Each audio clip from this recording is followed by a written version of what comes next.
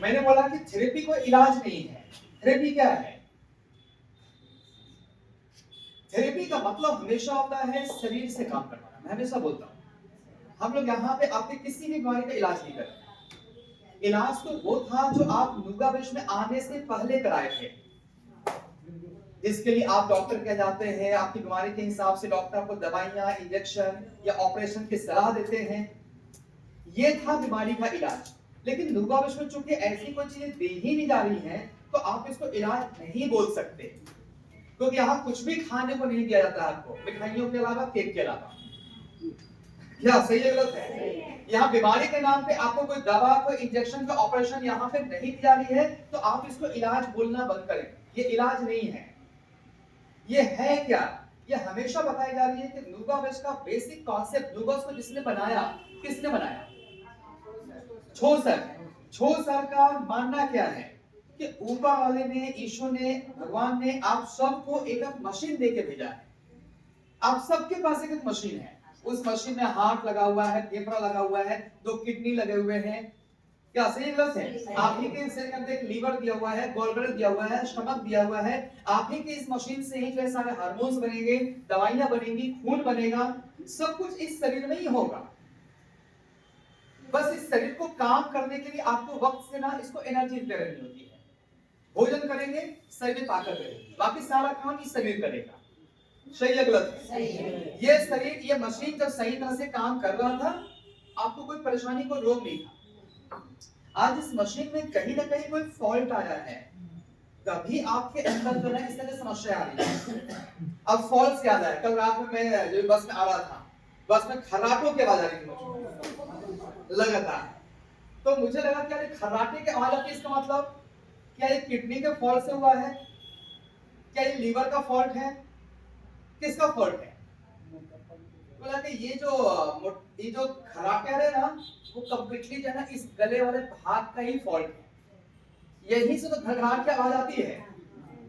सही गलत है? बाकी सारा उनका ठीक है, बट ये वाला हिस्सा जो है ना उनका, यही से घर घर की आवाज आ रही है। मार पूरा लंबा लंबा खराटा दिए जा रहे हैं। इसका मतलब जो भी बीमारियां होती है ना, उसमें कोई ना कोई ऑर्गन का फॉल्ट हो रहा है।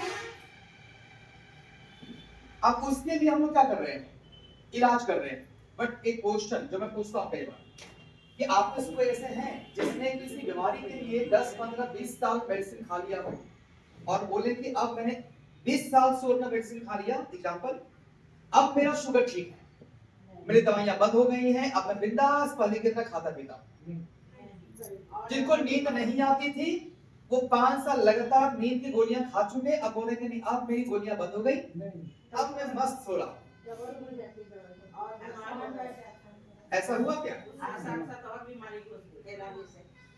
नींद नहीं आती। मैं दुआ उसमें आने की बात नहीं कर रहा हूँ, मैं नॉर्मली एक क्वेश्चन पूछ रहा हूँ कि अगर दुआ उसमें नहीं आ पाते तो ऐसा किसके साथ हुआ कि आपने 5, 10, 15, 20 साल किसी बीमारी का दवा खा लिए हो और बोले कि नहीं इतना साल खा लिए अब मेरा ठीक हो गया? कोई बीमारी और बढ़ रही है। बीमारियों की वजह से आपके मेडिसिन का डोज पावर बढ़ रहा है। क्या सही है गलत है? इसका मतलब ये कंफर्म हो गया कि इस दवाइयों से बीमारी का इलाज नहीं है। क्या सही गलत? इनका शुगर है, वो शुगर की दवा खाते रहे। जिनको प्रेशर है, वो प्रेशर की दवा खा रहे हैं, बंद नहीं हो रहा है। जिनको कब्जियत है, वो डेली चूरन खा कर कहीं लैट्रिन जा रहे हैं। वो ऐसा नहीं कि 10 साल खा लेंगे तो आप पेट साफ होने लग गया उनका। शुरू हो गया मतलब हो गया। कोई ऐसा है किसी का बीमारी की जो है कुछ साल खाने के बाद वो बीमारी ठीक हो गई और दवाई बंद हो चुका, परहेज नियम बंद हो गए? इसका मतलब इलाज नहीं है।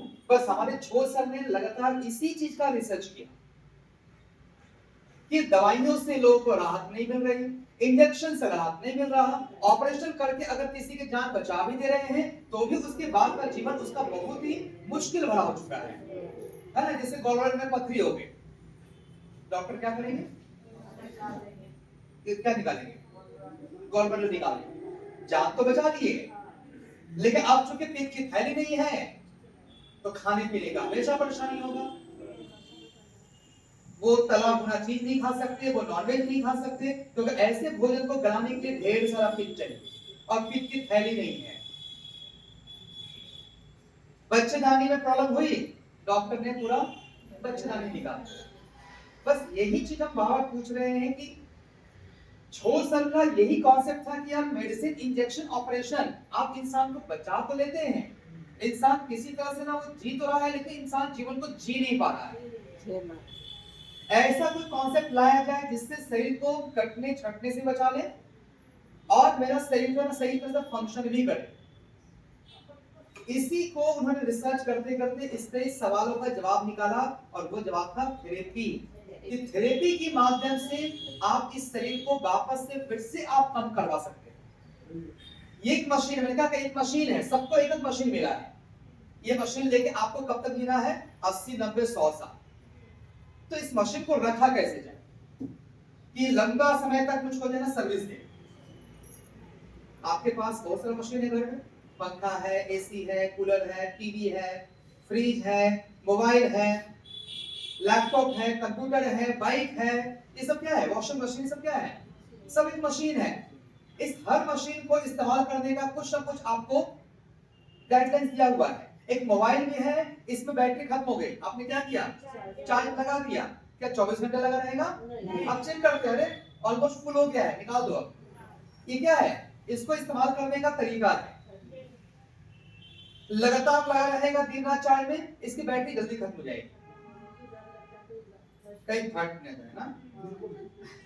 तो अगर करें कि हर एक चीज का ना कुछ आपको गाइडेंस दी गई है।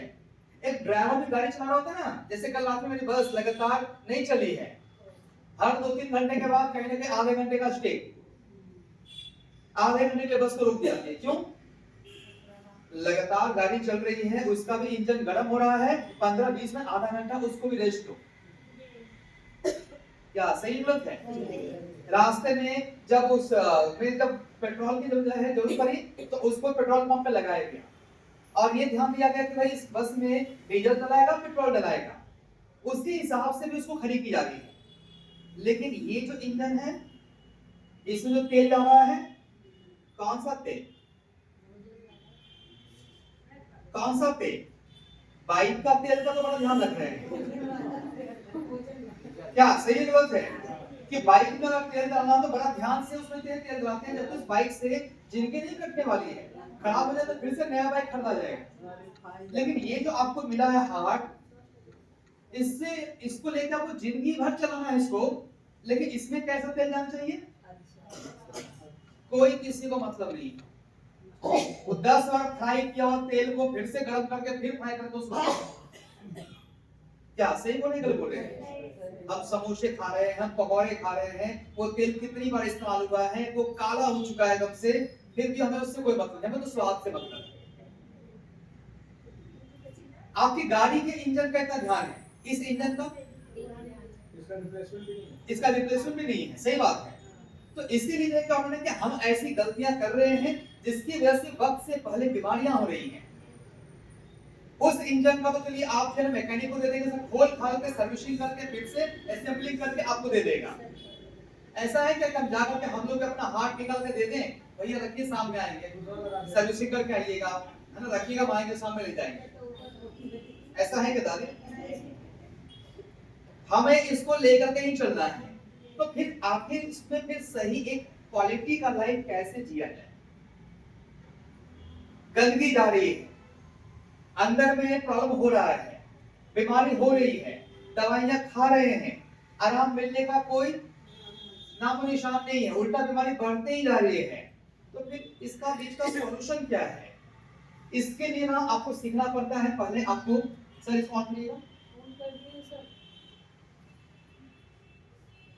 इसके लिए पहले आपको सीखना पड़ता है कि शरीर का सिस्टम क्या है। जब तक अपने शरीर का पूरा सिस्टम नहीं सीखेंगे ना, आपको बीमारी का अता पता नहीं चलेगा बीमारी हो कैसे, कौन सी बीमारी हो रही है।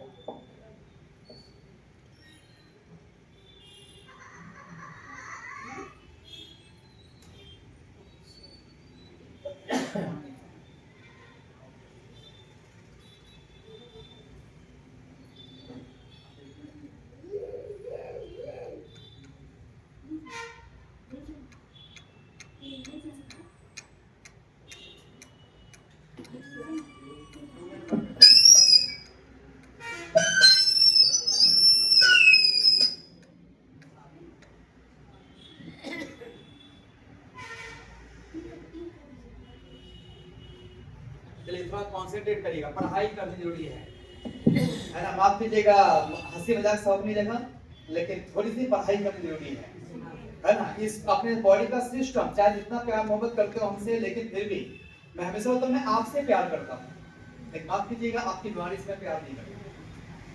मैं यहाँ किसी को बीमारी से प्यार करने नहीं आया। तो बीमारी को निकालना कैसे है, उससे पहले क्या है ना, आपको सीखना होता है आपके बॉडी का सिस्टम क्या है। अगर आपको हेल्दी रहना हो, अगर आपको स्वस्थ होना है या स्वस्थ रहना है, उसके लिए शर्त क्या है? शर्त ये है कि आपके शरीर में दो चीज आपके ठीक होनी चाहिए, ज्यादा कुछ नहीं, बस दो चीज शरीर में ठीक कर दीजिए, आपका बॉडी का सिस्टम जो है ना वो काम करने लग जाएगा। पहला है ब्लड सर्कुलेशन, आपके शरीर में खून दौड़ना चाहिए, शरीर के सारे हिस्से में खून दौड़नी चाहिए। क्या सही गलत है? कब तक? जब तक जीवन है। जिस दिन खून ने दौड़ना बंद कर दिया, शरीर ठंडा हो गया, मतलब अब उस इंसान इस धरती पे नहीं। सही है गलत है? ये सर्दी के मौसम में देखिएगा बुजुर्ग लोगों की मृत्यु ज्यादा होती है। सर्दी के मौसम में लकवा पैरालिसिस ज्यादा मारता है, हार्ट अटैक ज्यादा होते हैं। इसका मतलब डैमेज प्रोडक्ट किसने आया है? जैसे ही ब्लड सर्कुलेशन डिस्टर्ब होगा उस इंसान को पैरालिसिस आ जाएगा। ब्लड सर्कुलेशन में दिक्कत आएगी तभी हार्ट अटैक आएगा, ब्लड सर्कुलेशन में दिक्कत आती है तभी बुजुर्ग लोगों की मृत्यु होती है। ठंड ज्यादा पड़ रही है, घर में बहुत ही बुजुर्ग लोग हैं, तो बाकी लोग है ना डर रहे होते हैं ये ठंडा किसी से दादाजी का दादी का पार हो जाए। सही गलत है? ये ठंड में क्या होगा, उनका शरीर और कहीं ठंडा ना हो जाए, मतलब जैसे ही ठंडा होगा तो खून जम जाएगा, खून दौड़ना बंद हो जाएगा। खून दौड़ना बंद कर देगा इसका मतलब यह हार्ट पंपिंग करना बंद कर देगा। क्लियर हो गया? इसका मतलब पहली शर्त क्या है कि शरीर में खून दौड़ना चाहिए। आज सुबह जब आयुष सर मुझको लेने के लिए आए ना, तो बाइक चलाते हुए इनके हाथ जो है बिल्कुल ठंड बर्फ की तरह ठंडा हो चुका था। रास्ते में सर ने 2 बार हमसे पूछा, सर गाड़ी रोके क्या? क्योंकि रोड किनारे कुछ लोग जो है ना आग ताप रहे हैं कि हम लोग गाड़ी पे फंसा आग ताप ले। तो आग तापने का मतलब क्यों शरीर गर्म करते? क्या करना था? ठंड से ना हार्ट ठंडा हो गया, मतलब क्या, हार्ट से जो दूर है वहां तक ब्लड नहीं दौड़ रहा और हाथ जो है बिल्कुल ठंडा हो चुका है। जैसे ही इसको गर्म करेंगे फिर से यहां तक खून दौड़ना चालू कर देगा, फिर से हाथों में जाने देगा। फिर से मैं क्लच दबा ही नहीं पा रहा हूं, बस गाड़ी खुद चल रही है, मुझको पता नहीं कि गाड़ी कैसे चल रहा है, उसका मैं पकड़ा हुआ हूं क्योंकि कुछ भी है ना काम नहीं कर रहा है। क्या वो उसमें ब्लड सर्कुलेशन क्लियर है? ब्लड सर्कुलेशन जैसे ही दिक्कत होगा वहां से प्रॉब्लम जो है शुरू हो जाएगी। तो अगर आपको स्वस्थ रहना है तो सबसे पहली कंडीशन क्या है? ब्लड सर्कुलेशन ठीक होना बहुत जरूरी है। इसमें और बात करेंगे, उसके पहले ये चीज, 2 शर्त में, एक है आपके शरीर में खून दौड़ना चाहिए और दूसरा है कि शरीर का नर्वस सिस्टम ठीक होना चाहिए। नर्वस सिस्टम मतलब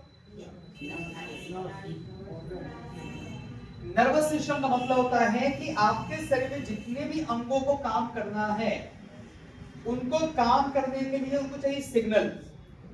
किससे? ब्रेन से।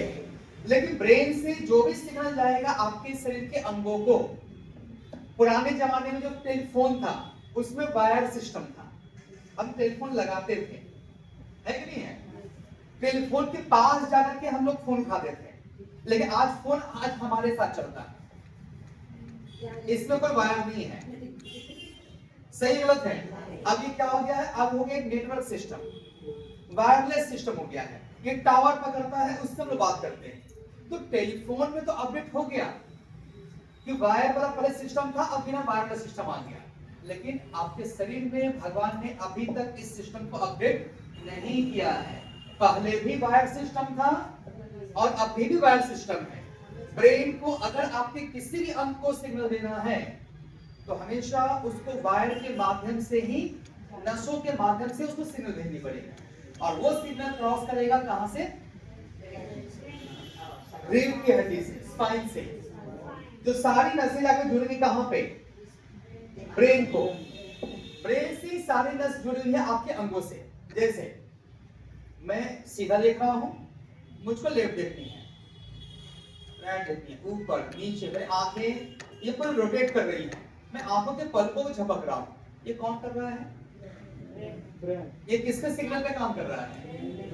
ये ब्रेन के सिग्नल पे ही काम करेगा। जैसे आपने सिनेमा देखा, उसमें लिखा है किसी इंसान का एक्सीडेंट हो गया है और एक्सीडेंट के बाद वो इंसान कोमा में है, जितना लाश की तरफ पड़ा हुआ है।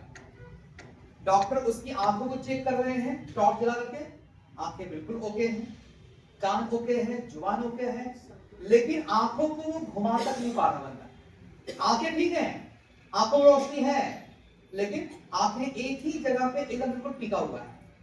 जबकि हम लोग क्या करते हैं, आंखों को ये पलके झपकते हैं, दाएं बाएं देखते हैं, आंखों घुमाते हैं, लेकिन वो इंसान आंखों को झपक नहीं पा रहा और आंखों को घुमा नहीं पा रहा। इसका मतलब प्रॉब्लम किसमें आया? ब्रेन के साथ आंख का कनेक्शन टूट गया है।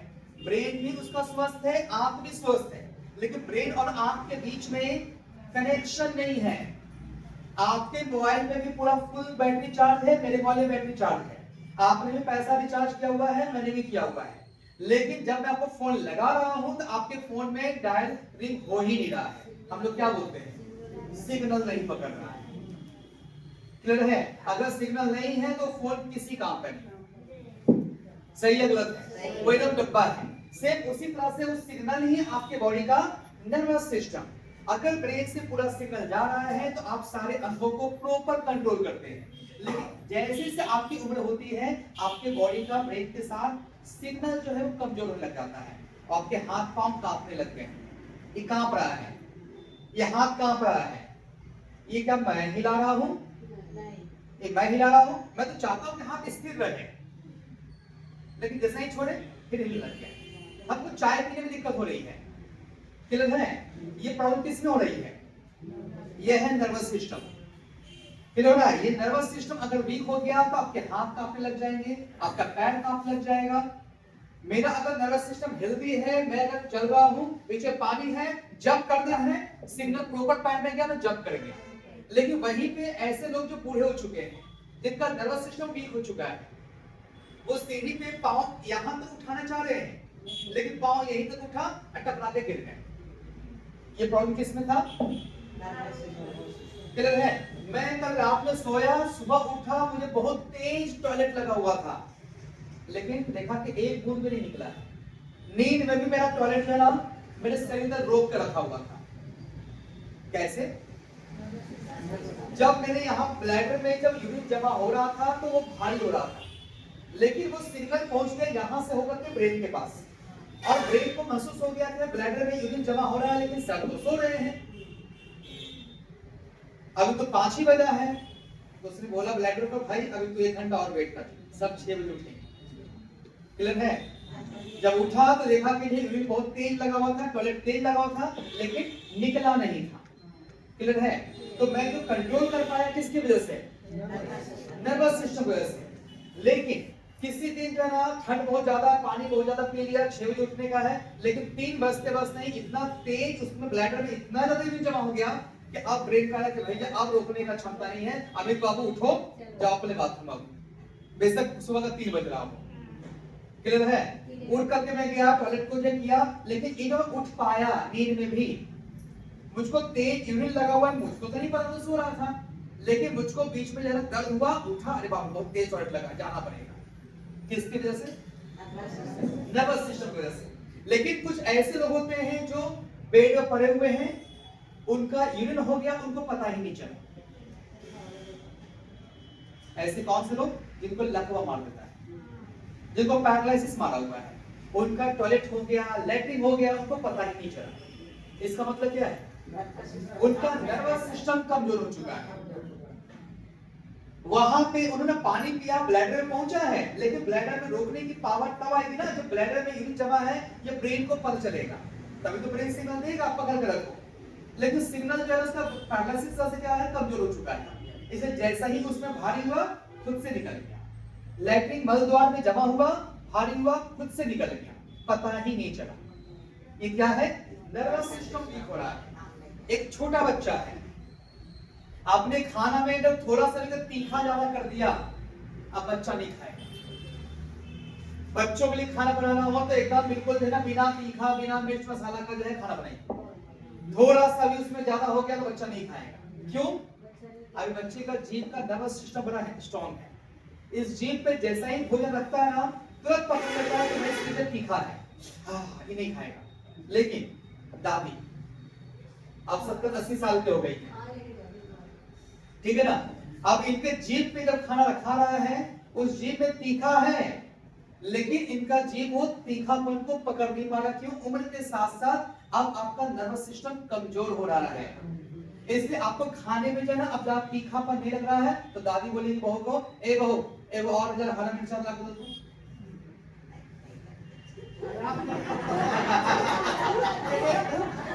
दादी बोल के नहीं करते, उदाहरण दे रहे दादी सबके लिए। क्लियर हुआ? चलिए दादी हंसा दी सबको, क्योंकि पता है कि इन्हें लेक्चर चल रहा है। क्लियर है कि जो बुजुर्ग होते हैं देखिएगा वही अलग से मिर्चा मांगते हैं, बच्चे नहीं मांगते। तो आपको जो है ना उस खाने का मसाला जो है ना स्वाद आपको लग ही नहीं रहा है, इसलिए और स्वाद बढ़ाने के लिए आप अलग से फिर से मिर्चा खा रहे हैं। इसका मतलब आपका नर्वस सिस्टम उम्र के साथ साथ कमजोर हो रहा है। अब आप पहले की तरह टॉयलेट आप रोक नहीं पाते हैं, लैट्रिन आप रोक नहीं पाते ज्यादा देर तक। क्लियर है? आप जैसे ही बाहर गए हैं कुछ देर के लिए, ज्यादा देर के लिए आप बाहर नहीं रह सकते। आप शादी पार्टी में ज्यादा पसंद नहीं करते, आप बस वगैरह में ज्यादा आप ट्रैवलिंग करना पसंद नहीं करते। क्यों? उम्र होने के साथ साथ आपके अंगों के साथ जो नर्वस सिस्टम का कनेक्शन था वो कमजोर हो रहा है, और ऐसे आपको डर रहता है कि कहीं मेरा यूरिन लीक ना कर जाए, जो कई बार होता है। ऑटो में टेम्पो में अगर बैठे हैं और कई बार झटका लगने पे यूरिन लीक कर जाती है। वही आप जब जवान थे आपको कभी लीक नहीं हुआ, आप पूरा है ना, आप रस्सी फांदे, आप कूदे, आप गेम्स खेले, है ना, यहाँ पे प्रेशर पड़ रहा था, लेकिन कभी भी आपका यूरिन लीक नहीं हुआ। और अगर नॉर्मली आप बैठे हुए हैं, हल्का जोर से खांस दिए, छींक दिए तो भी यूरिन लीक हो गया, इसका मतलब आपका नर्वस सिस्टम वीक हो रहा है। क्लियर हो गया कॉन्सेप्ट कि अंग अपनी जगह, लेकिन ब्रेन के साथ अंग के ऊपर का जो कंट्रोलिंग पावर है वो कमजोर हो रहा है। तो एक होता है उम्र के साथ साथ, और दूसरा हो गया किसी को उम्र से पहले अगर बॉडी में अटैक आ गया, नर्वस सिस्टम वीक हो गया, तो एक जवान इंसान भी हो सकता है कि अपने टॉयलेट को लैट्रिन कंट्रोल ना कर पाए। इसलिए अगर आपको स्वस्थ रहना है, शरीर के सारे अंगों को अगर एंजॉय करनी है, तो आपके शरीर का नर्वस सिस्टम ठीक होना चाहिए, मजबूत होना चाहिए, स्वस्थ होना चाहिए। क्लियर है? चलिए मैं क्लैपिंग हो जाए।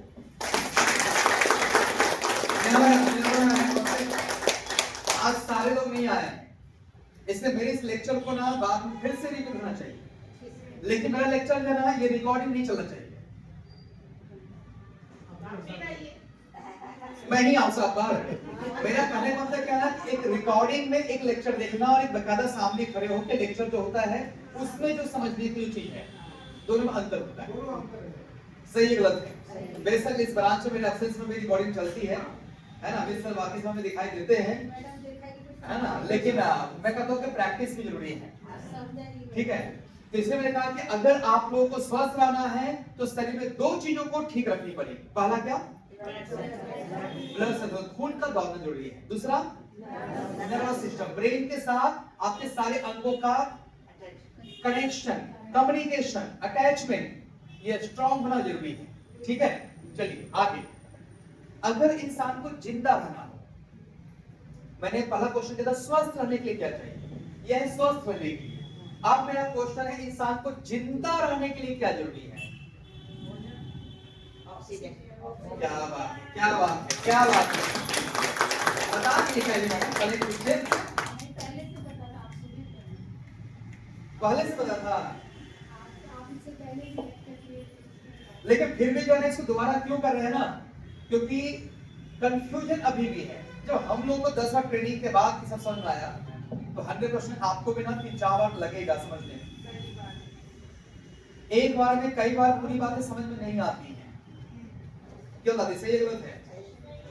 इस लेते हैं बाहुबली भी हमेशा देते रहता है, जब भी टीवी खुले सूर्यवंशम चलता रहता है, तो एक बार पब्लिक को समझ में नहीं आया कि जो है ठाकुर हीरा ने जो है ना वो खीर खाने से उल्टी क्यों हो गया, इसे शुरुआत में बार बार देता है, ठीक है। दो चीजें इंसान को जिंदा रहने में जरूरी है, पहला है दूसरा है पोषक तत्व न्यूट्रिशन, जिसके लिए आप भोजन करते हैं, पानी पीते हैं, दूध पीते हैं, जूस पीते हैं। मतलब इस मशीन को जिंदा रहने के लिए चाहिए, काम करने के लिए चाहिए इसको ऑक्सीजन, जिसके लिए हम लोग क्या करते हैं, हवा सांस लेते हैं। कब लेते हैं? 24 घंटे।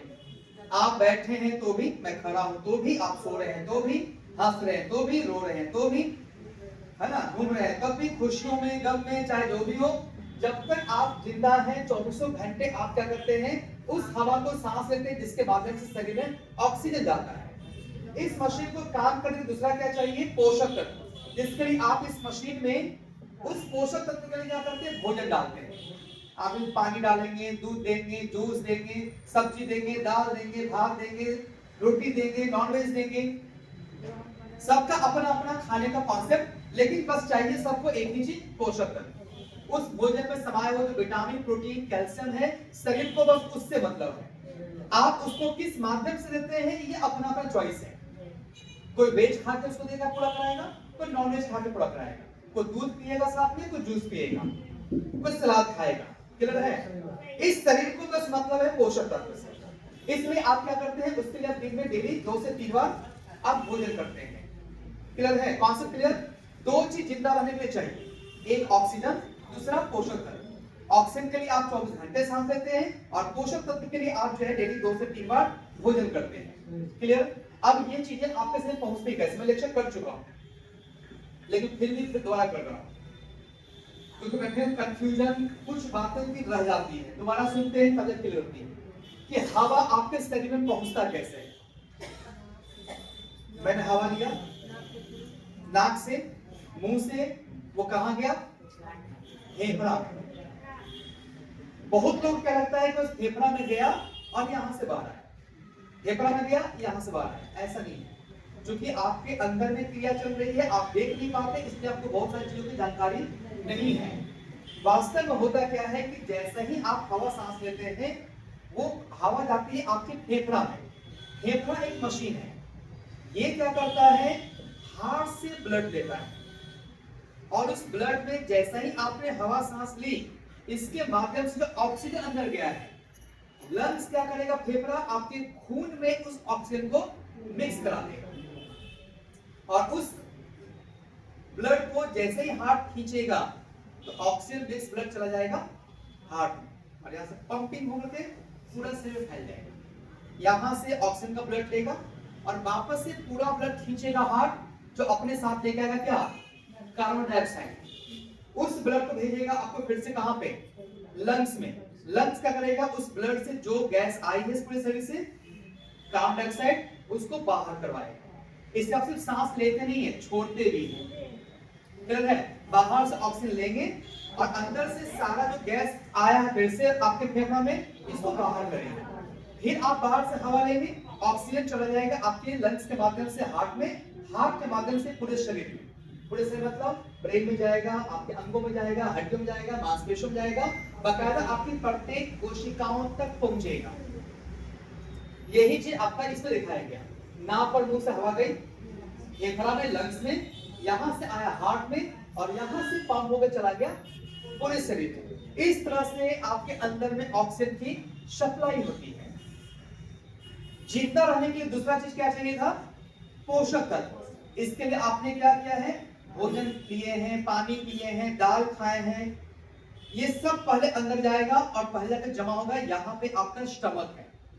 पहले पूरा भोजन जाके उस पेट में जमा होगा। अब उसके बाद क्या होगा कि आपके अंदर इस पेट में से एसिड निकलेगा। इधर में आपका लीवर है, लीवर के नीचे गॉल ब्लैडर है, जिसको बोलते हैं पित्त की थैली, यहां से पित्त निकल के आएगा आपके स्टमक में। ये सारा का सारा एसिड मिलकर क्या करेगा, जो भोजन आपने लिया है पहले उस भोजन को गलाएगा।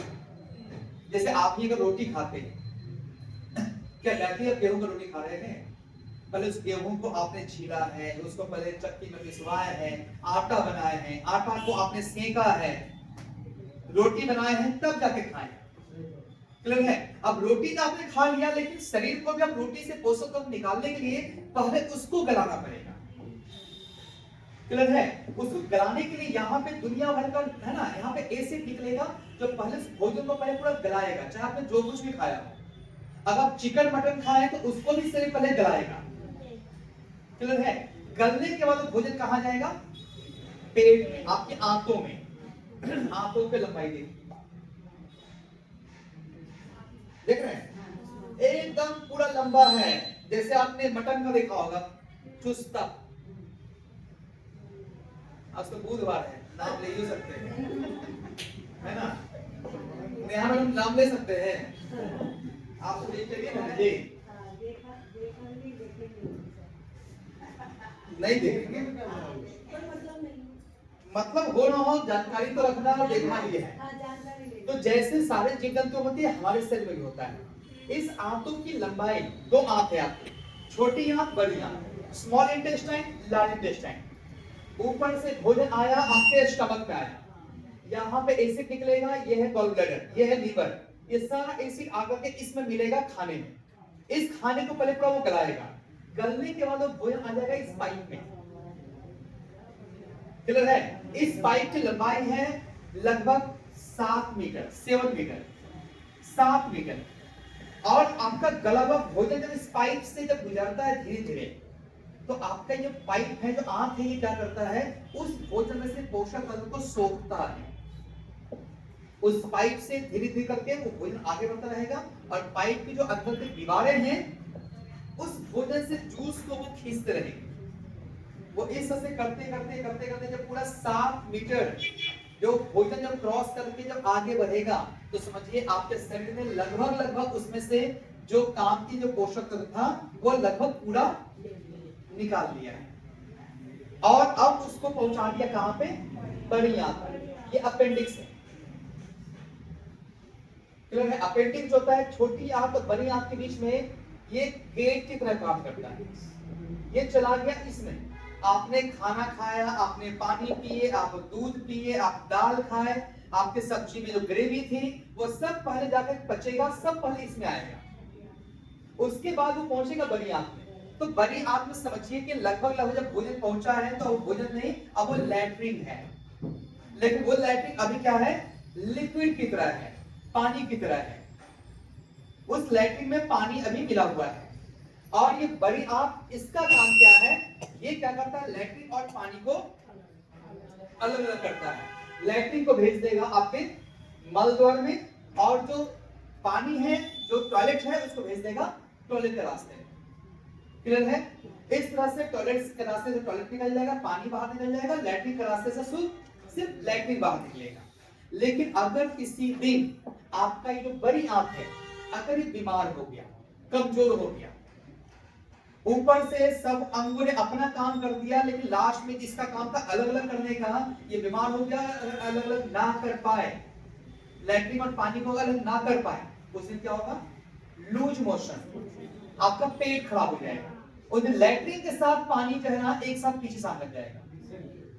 क्लियर है? और जिस दिन लैट्रिन आपको होगी ना लूज मोशन, आप नोटिस करिएगा नाभि के नीचे जो है ना, आपको यहां से लगेगा दर्द, समझे? यहां से कमजोर लग रहे होंगे आप, क्योंकि यहीं से बड़ी आंत क्रॉस करती है। क्लियर है? यही बड़ी आंत अगर बहुत ज्यादा अगर हार्ड हो जाए, अगर ये लैट्रिन से बहुत ज्यादा अगर लिक्विड को अगर निकाल ले, तो उसके वक्त भयंकर कब्जियत कि खाना पेट में तो आपने डाला है, लेकिन आंतों से वो आगे बढ़ नहीं पा रहा है, और पूरा फंसा पड़ा है। 3-3 दिन लैट्रिन नहीं हो रही है इंसान, है ना? कुछ दादाजी ऐसे होते हैं, लैट्रिन इतना हार्ड हो गया है, इतना कब्जियत भयंकर कब्जियत कर दिया है, तो 2-2, 3-3, 4-4 दिन लैट्रिन नहीं हो रही है। खाना तो खा रहे हैं, लेकिन पाइप में ना जाके पूरा फंसा हुआ है। अब सीधा पाइप होता तो निकल जाता, लेकिन पाइप में पूरा घुमा हुआ है, इसलिए बैठ के चाहे जितना भी जोक लगा लें, नहीं निकलेगा जब तक ये पाइप खुद से इस तरह से खाने को, लैट्रिन को आगे ना बढ़ाए। क्लियर है? ये खुद से अपने को सिकोड़ता है, तभी ये भोजन आगे निकलता है, क्योंकि ये पाइप देखिएगा पूरा ये घुमा हुआ है। अगर ये पाइप कमजोर हो गया, तो आपका जो है ना खाना 3-3 दिन, 4-4 दिन लैट्रिन होगा ही नहीं। अब ऐसे में अगर इंसान चूरन भी खा ले, लैट्रिन होगा? बस यही बॉडी सिस्टम का समझना जरूरी है कि शरीर का मेरा बनावट कैसे है, फिर क्यों दवाइयां काम नहीं कर रही है।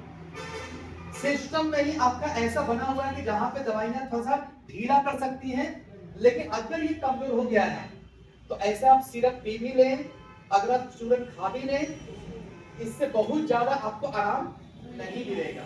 जब नया कब्जियत होगा तब तो ये सब चूरन काम करता है, लेकिन जैसे से उम्र बढ़ती है ये आंत अगर और कमजोर हो गया फिर कोई चूरन कोई सिरप काम नहीं करेगा। गलत है। अगर आपको कॉन्स्टिपेशन कब्जियत से बचना है तो उसका एक ही तरीका है, आंतों को फिर से मजबूत कर दीजिए। अगर आंत मजबूत हो गए आपके, अगर उसने फिर से लैट्रिन को अपने आप को ऐसे दबा दबा के अगर आगे करना शुरू कर दिया, समझिए आपकी कब्जियत ठीक हो गई, आपको लैट्रिन की समस्या नहीं। ठीक है, तो हाथ को लैट्रिन कर दीजिए।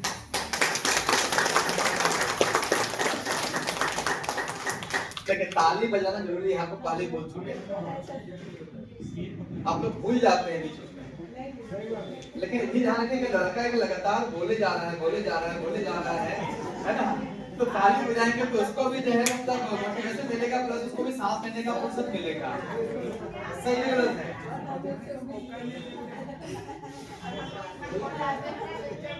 हाँ, जब हो जाते हैं अब होता क्या है ना, अब सिस्टम समझिएगा। यहाँ पे जैसा ही आपका भोजन अंदर आया, ये था स्टमक, ये था लीवर, ये गॉल ब्लैडर, और यहाँ से चला गया था नीचे भोजन। इसमें भोजन आकर के जमा हो गया। अब आपकी आंखें क्या कर रही है, यहाँ से जूस निकाल रहा है, ये तो मैंने सिखा दिया, कोई लैट्रिन निकल गया, ये तो बॉडी सिस्टम है। लेकिन आपकी आंतों ने जूस निकाला, उसका क्या होगा? वो सारा जूस पहले सप्लाई होगा लीवर को। ये पूरा आंतों से कनेक्शन जो है ना, ये लीवर का है, वो आपके आंत सोखते जा रहे हैं, सीधा लीवर को भेजते जा रहे हैं। लीवर का बहुत सारा काम है, ये पित्त भी बनाता है, ये आपके अंदर में 500 ज्यादा दवाइयां बनाता है, और प्लस ये आपके लीवर जो है आपके शरीर के अंदर भोजन को फाइनली ब्लड में मिलने से पहले उस भोजन की जांच करता है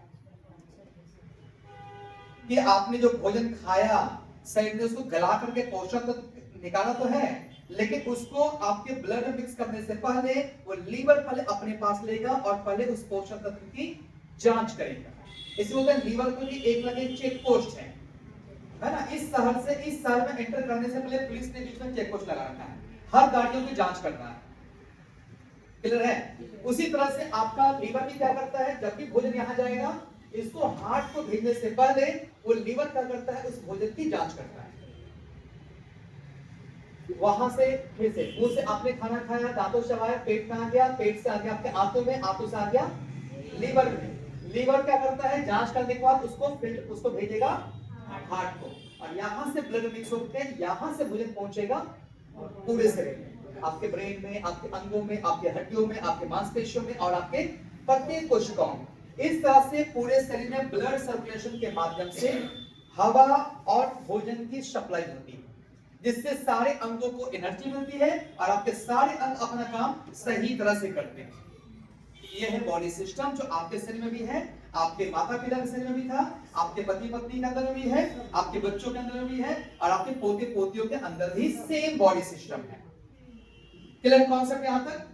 अब यहां पे दिक्कत क्या आती है, ये तो हो गया बॉडी सिस्टम जो सबके लिए जरूरी है। आपने अपना एक घर बनवाया, घर के आपने छत पे एक पानी की टंकी लगाई और उसका पानी का पाइप जो है पूरे घर में आपने सब जगह लगवा दिया। एक पाइप गया है कनेक्शन आपके किचन में, एक वॉशरूम में, एक बेसिन में, एक डाइनिंग रूम में, है 4-5 जगह पे उसका कनेक्शन चला गया है। तो स्टार्टिंग में जो भी नल खुल रहे हैं एकदम फुल प्रेशर में पानी आ रही है, लेकिन कुछ महीनों के बाद अब जब नल खोल रहे थे पानी का प्रेशर कम होने लग गया है। क्या प्रॉब्लम हुआ? पाइप में जाम हो गया। कहां से आया कचरा पाइप में? टंकी में कहां से आया? पानी से। तो पानी बंद कर दे, पानी तो चाहिए, लेकिन जो पानी आपको चाहिए था उसी पानी से थोड़ा थोड़ा गंदगी भी साथ में आ रहा था, टंकी में जमा हुआ और फिर टंकी से आया पाइप में। सही है गलत है? आप पानी नहीं बंद कर सकते, लेकिन पानी के माध्यम से ही वो गंदगी भी आई है। उसी तरह से जिंदा रहने के लिए क्या चाहिए? हवा और भोजन, लेकिन अंदर में इसी सिस्टम से गंदगी जा रही है।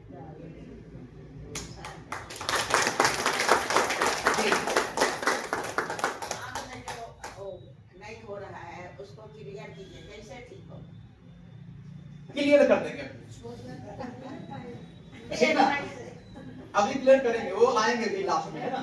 पहले ये टॉपिक को अपन क्लियर करेंगे कि आपके शरीर में भी गंदगी कहां से आ रही है। जो बाहर से जो जरूरी है आपके लिए हवा, जो आप 24 घंटे ले रहे हैं, तो ये बाहर की हवा में गंदगी अभी कम है ज्यादा है? प्रदूषण कम है ज्यादा है? आप टीवी देखते हैं, न्यूज देखते हैं, दिल्ली की हवा का लगातार आ रहा है न्यूज,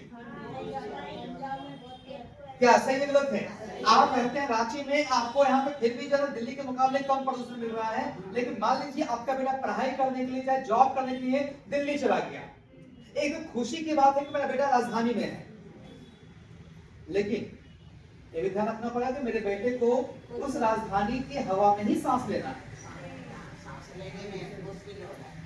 ये मैं लेक्चर इसलिए भी कर रहा हूं कि कई बार आप अपने आस पड़ोस में, अपने परिवार में, अपने हस्बैंड को जब बोलते हैं थेरेपी लेने के लिए, तो आपको बहुत कड़े शब्द सुनने पड़ते हैं। मैं योगा करता हूं, मैं जिम करता हूं, मैं मॉर्निंग वॉक करता हूं, मुझको ये सब लगभग करने की जरूरत नहीं है। आप करते हैं, थैंक यू सो मच, अच्छी बात है, करिए, इससे कोई नुकसान नहीं है। लेकिन मेरा सवाल ये है कि अगर आप योगा करते हैं तो आप सांस कौन सी हवा में लेते हैं? क्या आपके लिए कोई अलग से हवा की है? अच्छा, जिस हवा को हम सांस ले रहे हैं, जो योगा करेंगे वो भी उसी हवा में सांस लेंगे। दिल्ली में इंसान जो योगा कर रहा होगा भी दिल्ली के हवा में ही सांस ले रहा होगा, तो उस हवा के माध्यम से प्रदूषण तो डेली लंच में जा रहे हैं। क्या सही है गलत है? तो उसका मतलब उनके फेफड़ों में भी गंदगी पहुंचेगा नहीं पहुंचेगा, और फेफड़े से होते हुए वो ब्लड मिक्स होकर पूरे शरीर में पहुंच रहा है। दूसरा, जिंदा रहने के लिए क्या जरूरी है? भोजन। और आप लोग भोजन के नाम पे जो खा रहे हैं वो कितना सही है? मिलावटें ही मिलावटें हैं, चाहे दूध हो, पनीर हो, घी हो, बटर हो, है ना, फूल गोभी हो, पत्ता गोभी हो, मटर हो, टमाटर हो, खाने का तेल हो, सब पूरा खाद भी से उपज रहा है, प्लस ढेर सारा मिलावटें उसमें हो रही हैं, और उसको हम खा रहे हैं 2 से 3 बार। इसका मतलब डेली मेरे शरीर में हम डेली केमिकल भेज रहे हैं, तो जाके मेरे ब्लड लाइन में वो केमिकल जाके मिक्स होके जमेगा नहीं जमेगा? सही है गलत है? जमेगा तो उससे ब्लॉकेज आएंगे कि नहीं आएंगे? ब्लॉकेज आएगा तो उससे क्या होगा कि ये मेरा एक अंग है, यहाँ के ब्लड के माध्यम से इस ऑर्गन को आप ऑक्सीजन और भोजन पहुंचा रहे थे, लेकिन ये पूरा जो है ना यहाँ पे जाम हो रहा है। अब इस अंग को ये पूरा सप्लाई हो पाएगा? अगर सप्लाई नहीं होगा तो इस अंग का एनर्जी पावर कम होगा नहीं होगा, तो आपका लीवर, आपका स्टमक, आपका इंटेस्टाइन, आपकी आंतें कमजोर हो रही हैं, आप वो अपना काम सही से नहीं कर रहे हैं, और आप क्या कर रहे हैं? दवाइयों से इसको आप पूरा करा रहे हैं। लेकिन मजे की बात यह है कि ये जो आप दवाइयां खा रहे हैं, इस दवा को भी बीमारी तक कौन पहुंचाएगा? इसको भी तो पहुंचाने का काम ब्लड का ही है। इस दवाई को पहुंचाने का काम भी ब्लड का ही है। आपको बीमारी में आराम नहीं मिला, आप रांची में इलाज कराए, आराम नहीं मिला, क्या किए? दिल्ली चले गए। आराम नहीं मिला, आप हैदराबाद गए, बेंगलोर गए, बेलोर गए, चेन्नई गए, आराम मिला? क्यों नहीं मिला? आप चाहे डॉक्टर चेंज कर लीजिए, आप चाहे होम्योपैथ से एलोपैथ चलेंगे, आयुर्वेद चलेंगे, अल्टीमेटली कुछ भी दवा खाएंगे, सबको ब्लड के माध्यम से ही यहाँ तक पहुंचना है। अगर यही जाम हो रखा है, आपको यहां से जाना था आपको रांची स्टेशन, और आप बाइक से निकले थे, जाम लगा हुआ था, आप फंसे पड़े हैं, पीछे से मैं आ रहा हूं 4 व्हीलर लेकर के, अपना बाइक में फंसा हुआ, बाइक से ज्यादा स्टैंडर्ड गाड़ी 4 व्हीलर है, 4 चक्का, इसमें बैठ जाते हैं, आप मेरी गाड़ी में आके बैठ गए, पहुंच जाएंगे आप? क्यों नहीं पहुंचेंगे? जब रास्ता ही जाम है तो गाड़ी चेंज करके क्या होगा? बस वही तो आप गलती कर रहे थे। आप रांची से दिल्ली का डॉक्टर, दिल्ली से हैदराबाद का डॉक्टर कर रहे हैं, और आपके अंदर ये जाम लगा हुआ है। जाम क्यों लगा हुआ है? हवा से, भोजन से आपके अंदर गंदगी आ गई, पहला। दूसरा, आपके घरों में जो बीमारियां हैं उसमें ज्यादा बीमारी आपके ब्लड में है। मैंने पहले लेक्चर बताया है, जिनको शुगर है, कोलेस्ट्रॉल है, यूरिक एसिड है, थायराइड है, आप जाइए डॉक्टर के पास, डॉक्टर क्या बोलेंगे? Thank you so much ma'am. Blood test सही है गलत है? पहले बोलेंगे ब्लड टेस्ट, मतलब आपके शरीर का ब्लड लेंगे और उस ब्लड का सैंपल का जांच करेंगे कि इस ब्लड में शुगर कितना है।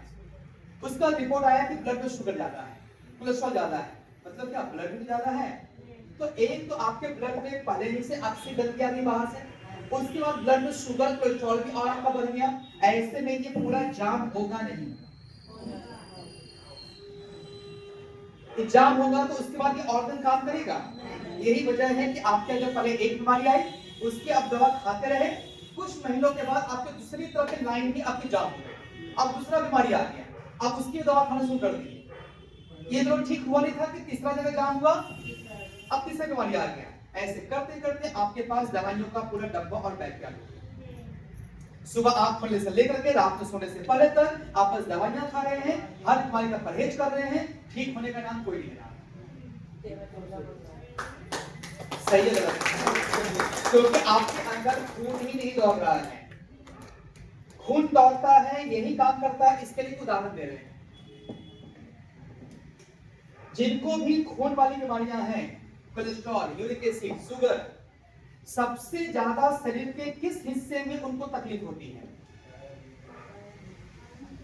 कहां से आवाज आएगी? बहुत स्लोली कहीं से आवाज आए। क्या बोले? पैर में क्लैपिंग बनती है। Thank you thank you thank you. पैर आप लोग बैठे हैं तो भी नीचे है, मैं खड़ा हूं तो भी नीचे है। हार्ट मेरा ऊपर है, ब्लड क्या होता है लगातार नीचे की तरफ सरकता है, तो 16 से 18 घंटे आप सीधा रहेंगे। 6 से 8 घंटे आप सोएंगे, तभी आपका हाथ और पांव एक लेवल में आएगा। बाकी दिन भर आप ऐसे, ब्लड नीचे उतर रहा है, इसे कोलेस्ट्रॉल बढ़ता है तो एड़ी में आपके पांव के तलवे में झंझनाहट होती है। यूरिक एसिड बढ़ता है तो एड़ी में आपके दर्द होता है। सही है गलत है? और शुगर बढ़ता है तो पांव में काले काले धब्बे पड़ जाते हैं और नाखून काला होने लग जाता है। सही है गलत है? सही है। अब ऐसे में होता क्या है? एग्जांपल दे रहे हैं फिर से, देखिएगा ध्यान से। ये एक इंसान का पैर है, क्लियर? और इत्तेफाक से ये पैर है एक शुगर पेशेंट का, जिनके यहां पे तलवे में इंफेक्शन से घाव हो गया। अब डॉक्टर क्या करेंगे? दवा देंगे या फिर इंजेक्शन देंगे। इंजेक्शन क्या करेंगे? इंजेक्शन में दवा भरा और उन्होंने अंदर डाल दिया, डाला उन्होंने हाथ में। प्रॉब्लम कहां पे है? पैर में। तो चाहे वो दवा यहां पे डाले या फिर दवा खाने को दे, ये दोनों दवाएं वहां तक पहुंचाएगा कौन? ब्लड। लेकिन शुगर से ये पूरा जाम रखा है, क्लियर है? ये पूरा जो है ना, ये पूरा जाम रखा है। और ऐसे में जो दवा है वो दवा यहां आकर के रुका हुआ है और घाव यहां पे, दवा यहां पहुंच ही नहीं रहा है। घाव सूखेगा? घाव सूखेगा? अगर ऐसे में शुगर में घाव ना सूखे तो फिर डॉक्टर लास्ट में डिसीजन लेते हैं क्या ठीक है, क्या करेंगे? पहले ये कटेगा, कुछ महीनों का फिर ये सड़ेगा, फिर ये कटेगा, फिर ये कटेगा, फिर ये कटेगा। इसे होते हैं शुगर को साइलेंट किलर। काटना बड़ा आसान है, कोई भी काट दे सकता है। सही है गलत है? क्या दोबारा पांव आएगा? नहीं। इसलिए हुआ कि अरे कोई ऐसा कॉन्सेप्ट निकाल के दो ना, काटना आसान है, बचा के दिखाओ, तब मानेगा कि आप वास्तव में ट्रीटमेंट करते हैं। सही है गलत है? इसलिए आपके इनफाइन मशीन में पांव को ऊंचा रखा गया है। इनफाइन मशीन में पांव ऊंचा है, तो नोटिस किया आपने? जब लेटते हैं तो आपका ऊपर का शरीर नीचे रहेगा और पांव आपका ऊपर है। ऊपर करने के बाद क्या करते हैं? आपके पांव में पूरा गर्माहट दे रहे हैं। जैसे ही पांव को ऊंचा गर्म करेंगे क्या होगा? क्योंकि आपका इसमें शुगर है, चाशनी की तरह रखा है, जैसे ही गर्माहट मिलती है पांव ऊंचा करते हैं, हाथ खिंचता है तो पूरा कचरा वाला ब्लड वहां से निकल जाएगा। जैसे ही ये ब्लड निकलेगा, जैसे ही निकल के निकल गए, ये दवाई का सप्लाई चालू। जैसा ही सप्लाई चालू हो जाएगा आपके इस बीमारी तक, कुछ ही दिनों में ये घाव सूखना शुरू कर देगा और घाव सूख गया, ऑपरेशन सही है। इस तरह से छोसर ने बहुत लोगों का पांव बचाया, तभी आपके छोसर को साउथ कोरिया ने इस काम के लिए उनको राष्ट्रपति पुरस्कार से सम्मानित किया। काटना आसान है, बचा के दिखाई। क्या किए? कोई दवा दिए? अरे दवा तो डॉक्टर दे ही रहे थे, दवा तो खुद शरीर में बना रहा था घाव सुखाने के लिए, लेकिन पहुंच ही नहीं रहा है तो घाव कैसे सूखेगा? और यही वजह है कि अगर शुगर बढ़ता है तो डॉक्टर उस समय कोई ऑपरेशन नहीं करते हैं। डॉक्टर दांत तक नहीं उखाड़ते, शुगर बढ़ा हुआ है। क्यों? घाव ठीक नहीं होगा। क्यों? क्योंकि वहां पे फिर से वही होगा, अगर शुगर बढ़ा हुआ है तो खून नहीं दौड़ रहा है। डॉक्टर ऑपरेशन कर देंगे, लेकिन जो घाव क्या होगा उस पर दवा देंगे, दवा पहुंचेगा ही नहीं। उससे क्या है कि घाव और बढ़ जाएगा, इन्फेक्शन और बढ़ जाएगा। इसका मतलब डॉक्टर का ऑपरेशन और डॉक्टर की दवाइयों का अगर बेनिफिट लेना है तो उसके लिए शरीर में पहले खून का दौड़ना जरूरी है। इसका मतलब शरीर में सबसे पहले जरूरी क्या है? Blood circulation. अगर खून नहीं दौड़ रहा है तो कोई दवाई काम नहीं करेगी। नुगावेश क्या कर रहा है? नुगावेश आपका ब्लड सर्कुलेशन ठीक कर रहा है। आप इसीलिए यहाँ पे दवा नहीं लेते, दवा तो आप ऑलरेडी खा रहे हैं और अलग से दवा क्या दें आपको? ऐसा नहीं कुछ दवाइयों में पावर नहीं है, दवाइयों में पावर है। आपकी गाड़ियों में पावर है, धनबाद पहुंच जाएंगे, लेकिन रोड में जाम लगा हुआ है, वहां पे चाहिए ट्रैफिक पुलिस जो आके जाम छुड़ाए। आप पहुंच जाएंगे खुद ही, गाड़ी है आपके पास, दवाई है आपके शरीर में, लेकिन दवाई पहुंच नहीं रहा है। नुका ने क्या किया? यहाँ पे सबके शरीर का अंदर का खून जहां तहां जाम फंसा हुआ था, इसलिए हमने क्या किया? सबको मसाज करके सबका जाम छुड़ा दिया। मतलब जाम में खड़ा रहे। कॉन्सेप्ट क्या हो रहा है? नुका का कॉन्सेप्ट यही है। अब आप आगे कि अगर नसों से गंदगी निकालनी है तो उसको आप कहां पे हीट देंगे? गर्माहट देंगे तो काम हो जाएगा। कहां पे? सबसे पहले आती है कि गर्माहट देंगे, गर्मी से आप निकालेंगे, क्योंकि आपको विज्ञान ने पहले बता दिया है कि आपके शरीर जो खून दौड़ रहा है वो दौड़ रहा है नसों में। और नसें ऐसे भी हैं जो आप डायरेक्टली आंखों से देख सकते हैं, ऐसी भी नसें हैं जो बाल से पतले हैं। पतली नसों में पहले जाम पकड़ेगा, इसलिए शुगर पेशेंट को सबसे पहले आंखों में तकलीफ आती है। क्यों? शरीर में सबसे पतली नसें कहां पे हैं? आंखों में। इसलिए जैसा ही शुगर बढ़ता है सबसे पहले आंख में प्रॉब्लम आती है। 1 बजे आसपास कुछ लोगों को आंख खराब भी हो चुका है शुगर से। सही है गलत है? उसके बाद हार्ट में प्रॉब्लम होगा, किडनी में होगा, इंटरनल प्रॉब्लम्स होंगे, हाथ पांव में झंझनाहट आएगी, एक एक करके पूरा हर एक नस जाम होगा और ये पूरा शरीर जो है डैमेज हो जाएगा। तो खून दौड़ ही रहा है, जहां तहां शुगर जाके चाशनी की तरह जाम हो जा रहा है। अब इतनी पतली नसों को सफाई कर दी हो, जो बाल से पतले हैं, इसके अंदर जाकर शुगर चिपक गया है। कैसे साफ करेंगे?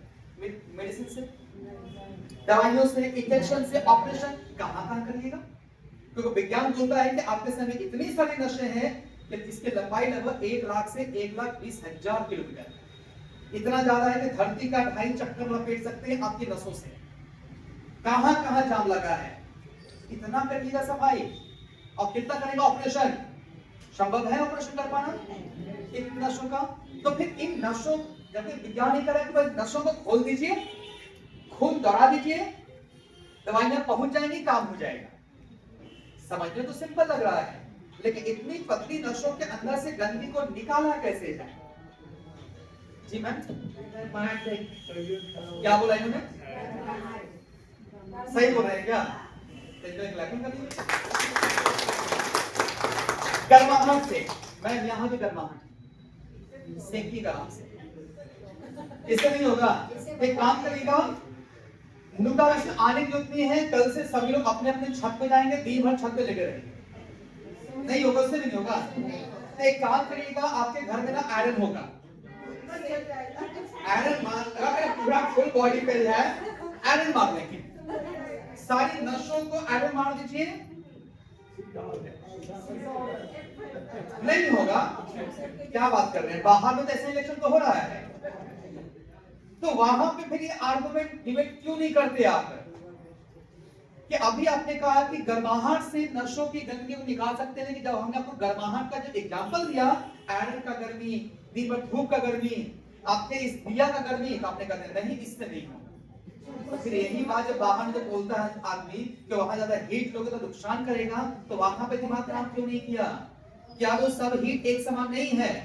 क्लियर है? आयरन का हीट आपको नुकसान करेगा, क्यों? आयरन का हीट ऐसा होता है, क्लियर है? लेकिन आपकी जो सूरज की पहली किरण है, जब पहले किसी को जॉन्डिस होता था तो पहले के डॉक्टर क्या उसको सजेशन देते थे? सुबह का धूप, दिमाग क्या बोलता है? सुबह के धूप से दोपहर के धूप में गर्मी ज्यादा होगी, लेकिन फिर डॉक्टर ने सुबह का धूप क्यों बोला? गर्मी से मतलब नहीं है, मतलब है कि जॉन्डिस कहां हुआ है, किस अंग में? लीवर में। लीवर तक पहुंचने की क्षमता किस गर्मी के पास है? उसी में तो आप बैठेंगे ना, और वो क्षमता सिर्फ सुबह के धूप में है। तो सुबह के धूप में होती है लाल किरणें, जब सूरज निकलता है लाल किरणें होती है, उसका तरंगें ऐसे होती है। और बाकी जो धूप है या कहीं दोपहर में जो आपका आयरन है, उसका ही ये वाला, ये आपका स्किन के अंदर नहीं जा पाएगा और आपकी स्किन को जला देगा, क्लियर है? लेकिन आपका जो FIR है वो सारा लेयर क्रॉस करके अंदर पहुंच करके आपके अंगों तक गर्म कर सकता है और बाहर के स्किन में किसी तरह का नुकसान भी नहीं होगा। इस बात की बकायदा रिसर्च हो चुकी है, और ये सिर्फ एक ही पावर है, FIR। अब आया कि FIR अगर लेना है तो आप सुबह का धूप ले सकते हैं, लेकिन फिर से सवाल आया कि सुबह का धूप लेने के लिए आपको स्वेटर हटाना पड़ेगा। अब इस ठंड के मौसम में आप सुबह का धूप ले सकते हैं? आप ले रहे हैं, ठंड मार देगा। सही गलत है? जो लोग कश्मीर में हैं वो लोग ले सकते हैं। हिमालय के उधर जो देश हैं, China, Japan, Korea, Russia, Mongolia, जो सरहद पे लगभग सालों भर ठंड पड़ती है, क्या वो लोग सुबह का धूप का बेनिफिट ले सकते हैं? इसलिए आपके प्रोफेसर जो साउथ कोरिया से हैं, एक ठंडे देश से हैं, उन्होंने इस बात का रिसर्च किया कि भाई हिमालय के उधर भारतवर्ष में लोग सुबह के धूप का बेनिफिट लेके बहुत सारे रोगों को ठीक किए, क्योंकि अल्टीमेटली FIR में पावर है कि जाके नसों को खोल सकता है और वहां की त्वचा में नुकसान भी नहीं होगा। लेकिन हम सारे लोग जो हिमालय के उधर भारत में जाकर हीट नहीं ले सकते, तो कैसे क्या करें? तो इसलिए उन्होंने दिमाग लगाया कि धरती पे बहुत सारे पर्वत हैं जो सदियों से खड़े हैं, दिन भर वो धूप सेक रहे हैं। बहुत सारे ऐसे पत्थर हैं जो सूरज की खराब किरणों को सोखते होंगे, कुछ ऐसे पर्वत हैं, पत्थर हैं जो सूरज की अच्छी किरणों को सोखते हैं। आप भी पत्थर पहनते हैं रिंग में बना करके? अरे बहुत लोग पहनते हैं ना रिंग में। ये क्या कोई आम पत्थर का दादी पहनी हुई है? ये भी एक पत्थर है, जिससे रोड बनता है वो भी पत्थर है, जिससे छत बना हुआ है वो भी पत्थर है। क्या सब एक ही है?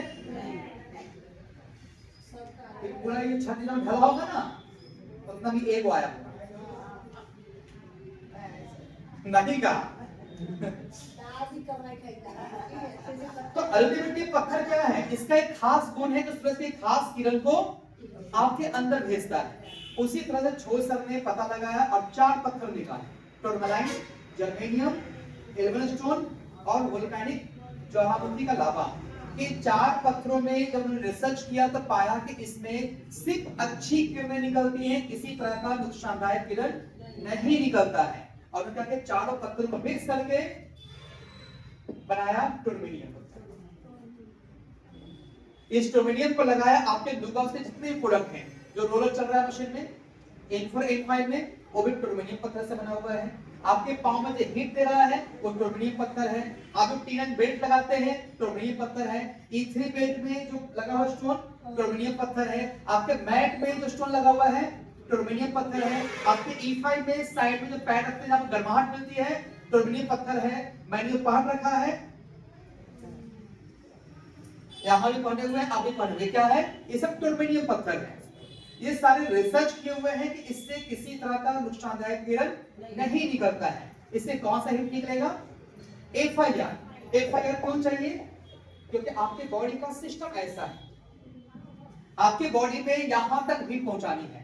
बाहर में है स्किन का 1 लेयर, 2 लेयर, 3 लेयर, फिर है फैट, फिर है मसल्स, फिर है ब्लड वेसल्स, फिर है हड्डियां, और लास्ट में है आपका organs. Heart, lungs, liver, kidney इसको ना अंदर रखा है और बाहर इतने सारे लेयर से यीशु ने, भगवान ने आपके शरीर को पैक किया है। ऐसा हीट चाहिए जो सारा लेयर क्रॉस करके अंदर डाल के आपके ऑर्गन्स में जो गंदगी है, आपके लीवर में जो फैट जमा है, आपके हार्ट में जो ब्लॉकेज है, आपकी किडनी में जो स्टोन है, इसको निकाल दे और बाहर का स्किन डैमेज भी ना करे। ऐसा हीट चाहिए जो सारा लेयर क्रॉस करके, 8 लेयर क्रॉस करके यहां तक पहुंचने वो गंदगी निकाल दे। तो सब ने रिसर्च किया कि आखिर वो हीट में पावर है करने का, लेकिन कौन सा हीट जो वहां तक पहुंचने की क्षमता रखता, और वो आंसर था कि वो सिर्फ और सिर्फ FIR में। और वो FIR मिलता है सूरज की पहली किरण से, जो सबके लिए संभव नहीं है। इसमें जो पत्थरों का सहारा लिया कि अगर रात के 2 बजे भी अगर किसी को FIR चाहिए, आप मैट ऑन करिए और जैसा ही वो गर्म होगा तो आपको FIR देना शुरू कर देगा। जैसा ही वो FIR जाएगा, आपके खून के नलियों को गर्म करेगा, खून के नलियों को साफ करेगा, खून साफ करेगा और आपके ऑर्गन्स तक पहुंच करके, अगर किसी को फैटी लिवर है, आपके खाने में तेल कम है ज्यादा है, तो कम क्यों नहीं करते? ओस करने बेचारा बोल के थक गया है ना। चीनी कम खाओ, नमक कम खाओ, तेल कम खाओ। तो हमने क्या बोला, वो सर आपको देखना ही नहीं है। जब आते हैं आप एक ही चीज सिखाने जाते हैं, लेकिन कायदे से सोचिएगा तो बंदा सही बात बता के जाता है। हम सुनना नहीं चाह रहे हैं, क्यों? क्योंकि हम खाने के लिए मजबूर हैं, हम आदत से मजबूर हैं, लेकिन खाने में तेल ज्यादा है। अब वो तेल कहाँ गया? आपके पेट में गया है ना, स्टमक से आया पेट में। यहाँ पे जब पोषण तो खींचेगा तो तेल तो खींचेगा, और उसके वाले पोषण तो कहाँ गया था? लीवर के पास। तो जब यहाँ से पोषण तक खींचता है तो क्या होता है? तेल भी खींचाएगा। जो क्या होता है कि आपका जो लीवर है, इस लीवर के ऊपर में इस तरह से वो चिपकता है तेल, और यही होता है आपका फैटी लीवर। वो बाहर से कोई फैट नहीं आया है, आपके खाने के माध्यम से जो बटर, घी, तेल गया है वही जाके आपके लीवर पे चिपका है। क्लियर है? अब यहाँ से लीवर से भोजन कहाँ गया था? हार्ट में। इसलिए यहाँ से कुछ तेल क्या होगा? यहाँ पे सप्लाई होगा। क्लियर है? इससे क्या होगा कि हार्ट में अब जो भी आएगा ब्लड, अब हार्ट में यहाँ पर ब्लॉकेज आएगी, जिससे कल को क्या होगा? Heart attack. हार्ट से ब्लड कहाँ गया है? आपकी नसों के अंदर। इसलिए जब यहाँ पे भी क्या है, कुछ तेल यहाँ पे भी आ गया। इसलिए जब कल को इस ब्लड का सैंपल लेके चेक किया गया तो पाया गया कि आपके ब्लड में कोलेस्ट्रॉल ज्यादा है। ये सब गंदगी कहाँ से आ रही है? खाना से, जो डेली खा रहे हैं, जो डेली तेल जा रहा है। इसी से आपका लीवर खराब हुआ, इसी से हार्ट खराब हुआ, इसी से आपके ब्लड में गंदगी आ गई। तो तेल कम करना चाहिए, नहीं कम करना चाहिए? चाहिए तो सब कुछ, लेकिन हम नहीं कर पाएंगे। सही बात, सही बात। जब तक खाने में तेल नहीं दिखता है ना, तब तक हमें लगता है खाने में स्वाद ही नहीं है। क्या सही है? हम लोग खाने खा के नहीं, उसका फेस नहीं पता था कि खाना कैसा बना होगा। लेकिन सच्चाई ये है कि हमारे सिस्टम में लेकिन इससे प्रॉब्लम आ रही है। तो इसका मतलब कि अगर आप तेल खा लिए हैं, लीवर में है, हार्ट में है, सब जगह चिपक रहा है, उसको निकालना तो है। क्योंकि नहीं निकालेंगे जल्दी जो है ना हार्ट ब्लॉकेज आएगा, अब 50% साथ में हार्ट लगाएगा, सीधा निकल जाएगा। तो स्वाद के चक्कर में जल्दी हम निकल ना जाए, इसका भी हमको ध्यान रखनी है। तो फिर उसको निकाला कैसे जाए? इसलिए लाया गया हीट का कॉन्सेप्ट। जब चाहे जितना लेक्चर कर दे, आप तेल कम नहीं कर सकते। आप मटन को बॉईल करके नहीं खाएंगे, वो तेल में ही फ्राई होगा। सही है गलत है? अभी आने वाला है क्रिसमस, दुनिया भर का आइटम बनेगा, उसमें ज्यादा आइटम तेल वाले ही होंगे। जी सर, देखिए आपके हिमालय के उधर कंट्री में ज्यादातर बॉयल ही खाते हैं, लेकिन आपके हिमालय के इधर हमारे देश में अब तो हर चीज को फ्राई कर देते हैं। रात का कुछ बचा हुआ उसको फिर से फ्राई मार दो, थोड़ा सा टेस्टी हो जाएगा, तो सद जाएगा। है कि नहीं है? हर चीज में तेल। तो कहीं ना कहीं इस वजह से ना आपका लीवर, हार्ट, ये सब प्रॉब्लम भी आ रही है। इसलिए जैसे कल रात में मैं गया था किसी पार्टी में, अब मैंने पूरा दबा के मटन खा लिया है, मेरे बॉडी में तेल तो बहुत ज्यादा गया होगा। तो मुझे करना क्या है कि सुबह सुबह मैं जाकर क्या करूं? मशीन प्लेट का। मशीन करता क्या है? मशीन कंटिन्यू नहीं चलता है। नोटिस किया आपने? मशीन 5 मसाज करने के बाद वो पहले एक ही जगह पर रुक जाएगा। आयुष सर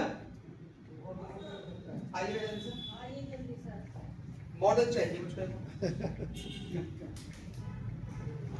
टोपी खोल के घूम जाइए कि मैंने कल रात में क्या किया था, पार्टी में बोला था जो है मैंने मटन खा लिया है, वो मटन जाके गला पचा, लेकिन उसका तेल वगैरह भी मेरे ब्लड में मिक्स होकर पूरा शरीर में फैल गया है। तो जैसा ही मशीन पे लेटूंगा अगली सुबह मशीन रुकेगा मेरा यहाँ पे, यहाँ से कनेक्शन किसका है, मेरे हार्ट का, वो लगातार हीट भेजेगा मेरे हार्ट में। मैंने कल रात जब ऑयल खाया ना तो मेरे हाथ में चिपक गया था जब मटन खाया था, मैंने इसको ठंडा पानी से धोया, आज चिपक रहा है तो क्या करना होगा, गर्म से सही किए तो मत साफ हो गया। सही गलत है, लेकिन हम जो इतना सारा जो तेल खा लिए हैं भीतर के अंदर चिपका होगा ठंडा से, इसको निकालना है तो क्या करना होगा, गर्म करना होगा। गर्म करने के लिए आप आयरन नहीं कर सकते, ना कर दिया, धूप में नहीं बैठ सकते, आप बोल दिए दिया नहीं दिखा सकते हाथ को, है ना, तो इसका मतलब हमको वहां पे हीट भेज के वहां से तेल को निकालना पड़ेगा।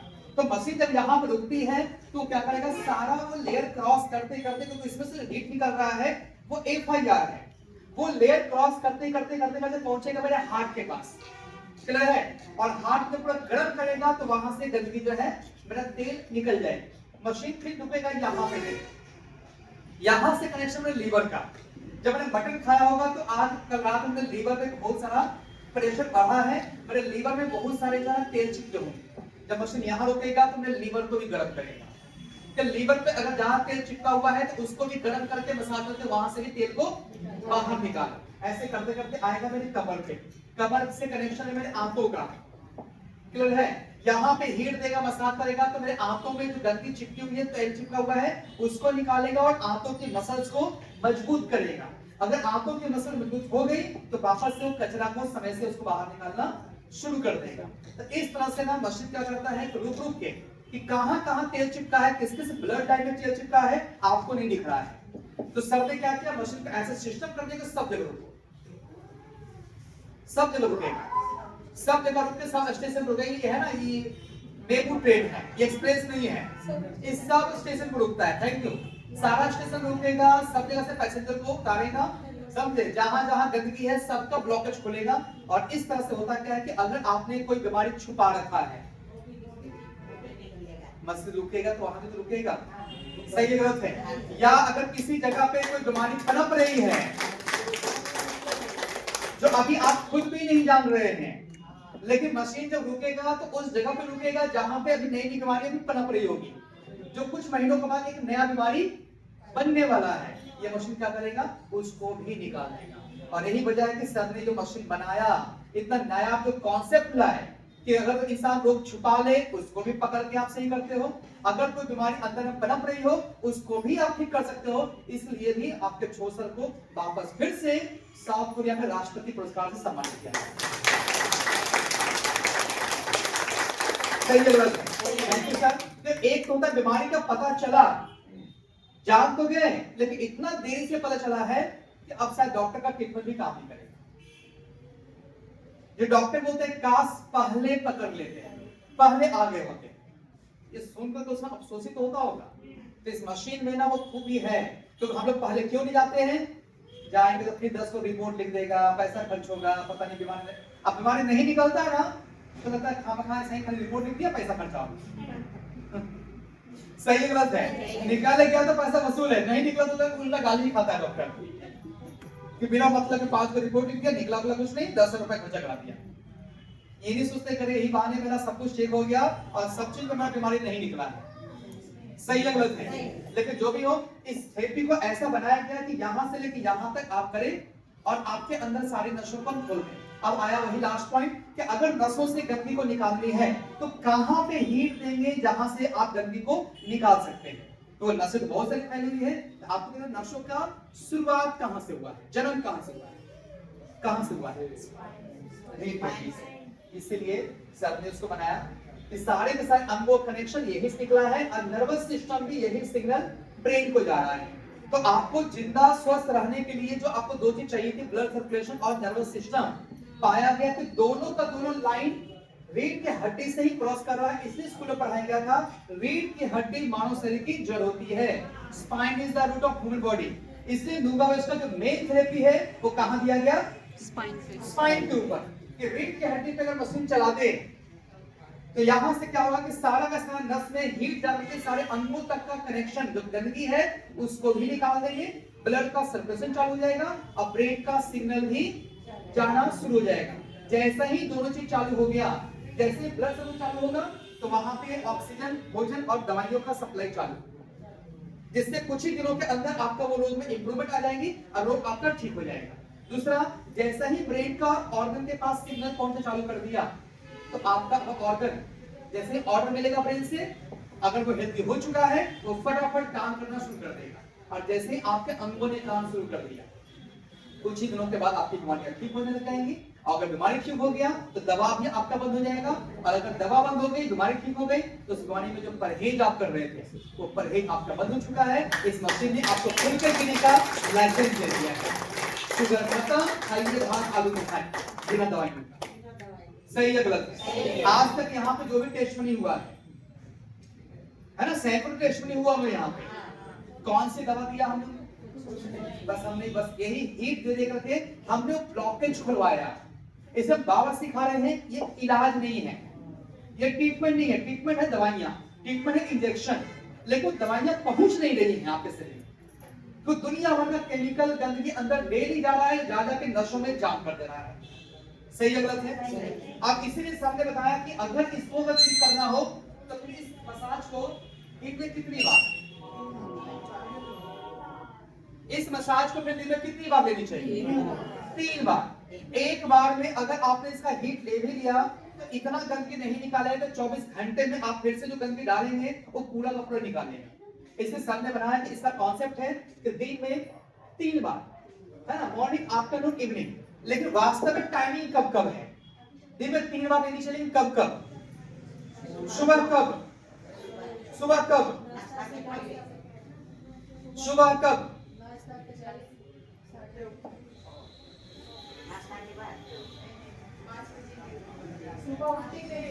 क्या बोलिए? बाथरूम जाके आने के बाद सुबह नाश्ता से पहले नहीं, सुबह की पहली थेरेपी होती है कि सुबह उठिए, मशीन ऑन करिए, जाइए बाथरूम, फ्रेश हो जाइए, टॉयलेट और लैट्रिन का रास्ता पूरा खाली। ये समय होगा सुबह 5:30-6 बजे का।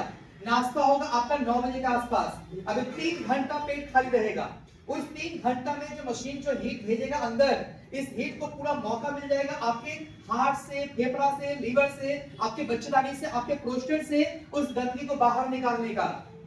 क्योंकि जैसा ही आप कुछ खा लेंगे आपका यंग काम करना चालू कर देगा। सही है गलत है? इसे आप थेरेपी तब करते हैं जब इस सारा का सारा अंग जो है रेस्ट मोड में हो। और सुबह लैट्रिन से ठीक बात इसलिए भी कि अभी जस्ट 15 मिनट पहले आप सोए हुए थे, आपके अंग जो है पूरा रात भर जो है बिल्कुल आराम किया है और ऊपर के हिस्से में पूरा ब्लड आ रखा है। आप उठे होंगे, बाथरूम जाओ 10 मिनट के लिए, तो अभी भी पूरा ब्लड आपके नीचे नहीं आया है और तुरंत जाकर फिर से मशीन ले भी गए। इससे क्या है, आपका एक तो लैट्रिन रास्ता खाली, पेट एकदम खाली है, हीट एकदम अंदर तक जा पाती है, बीच में कोई बाधा नहीं है, फूड पाइप एकदम खाली है। क्लियर है? रात भर आपके अंगों ने 8 घंटा रेस्ट किया हुआ है, उसका खुद भी एनर्जी है। उसमें अगर FIR का अगर उसमें पावर मिल जाए तो आपके अंग का पावर इतना बढ़ जाएगा कि आप देखिएगा उसके बाद वो अंग आपके बहुत मस्त अच्छे से काम कर पाए। दूसरी थेरेपी का वो पहला हो गया, सुबह में उठे, फ्रेश हुए और थेरेपी किए। दूसरी थेरेपी का 3 टाइम तो लिखा हुआ है यहाँ पे, दोपहर, सुबह, दोपहर, शाम। मैंने सुबह बताया कब सुबह में, लेकिन दोपहर में कब? दोपहर में। Thank you. लंच से पहले, खाना खाने से पहले भी लगभग आपका पेट फिर से खाली है। सही है गलत है? तीसरा है शाम में। शाम में कब? फिर से वही से, खाने से पहले। और लगभग आपके दिन का जितना भी हैवी काम अगर खत्म हो गया है, भारी भरकम जितने भी काम थे सब खत्म हो चुके हैं, इस रीढ़ की हड्डी पे अब प्रेशर देने वाला जितना भी काम था सारा का सारा काम आपका फिनिश हो चुका है। तो आप क्या करते हैं, रात में सोने से पहले, डिनर से पहले दिन भर जो भी दबाव पड़ा है आप मसाज करके पहले इसमें से दबाव को आप हटाते हैं। दबाव हटेगा तभी तो नसें खुलेंगी। क्लियर है? दबाव हट गया है, जाइए डिनर करिए और उसके बाद जो भी था वो टाइम बचा हुआ, टीवी देखना हो, गप्पे करना हो, मतलब सारे भारी काम खत्म हो चुके हैं। अब बस है डिनर करना है, गप्पे करनी है, टीवी देखना है, मोबाइल देखना है, सोना है। उस समय आप क्या करते हैं, थेरेपी करते हैं। तो इस तरह सर ने बनाया कि दिन में 3 बार की थेरेपी आप करते हैं तो जल्दी आपका नर्वस सिस्टम और अंदर का ब्लॉकेज को हम खोल करके जल्दी से आपको हेल्दी कर सके, बाकी का बचा हुआ टाइम को आप एंजॉय कर सके, ऐसा आपको हम बना पाएंगे। सही है गलत? लास्ट पॉइंट, थेरेपी करने का सबसे सही तरीका क्या होता है? ये तो बताया साइंस ने कि स्किन के यहां से यहां तक आपको पहुंचानी है, लेकिन वास्तव में प्रॉब्लम क्या आती है कि जब आप बेस्ट हाउस में आते हैं थेरेपी करने के लिए, मशीन पे लेटेंगे, मशीन तो यहां से चलेगा। कितना लेयर पहना हुआ आपने? दादी कितने कपड़े पहने हुए हैं? मैंने 1, शर्ट 2, इनर 3, गंजी 4, मैंने 4 पर पहना हुआ है। मेरा मशीन यहां से शुरू करेगा। अब इसको सिर्फ 8 लेयर नहीं, ऊपर में 4 लेयर और भी इसको क्रॉस करनी है। इसका मतलब यहां से उसको यहां आना है। सही है गलत है? थेरेपी करने का वास्तविक तरीका होता है, मैं खुल के बोल रहा हूं, थेरेपी करने का वास्तविक तरीका होता है बिना कपड़ों के। बिना कपड़ों के बच्चों को तेल मालिश करना है तो कम कपड़ा पहनाएंगे, ठंडा है तो पूरा खोले के कपड़े ही मसाज होते हैं। माफ कीजिएगा, नहाने गए हमको साबुन लगाना है, हम कपड़े को कैसे लगाएंगे?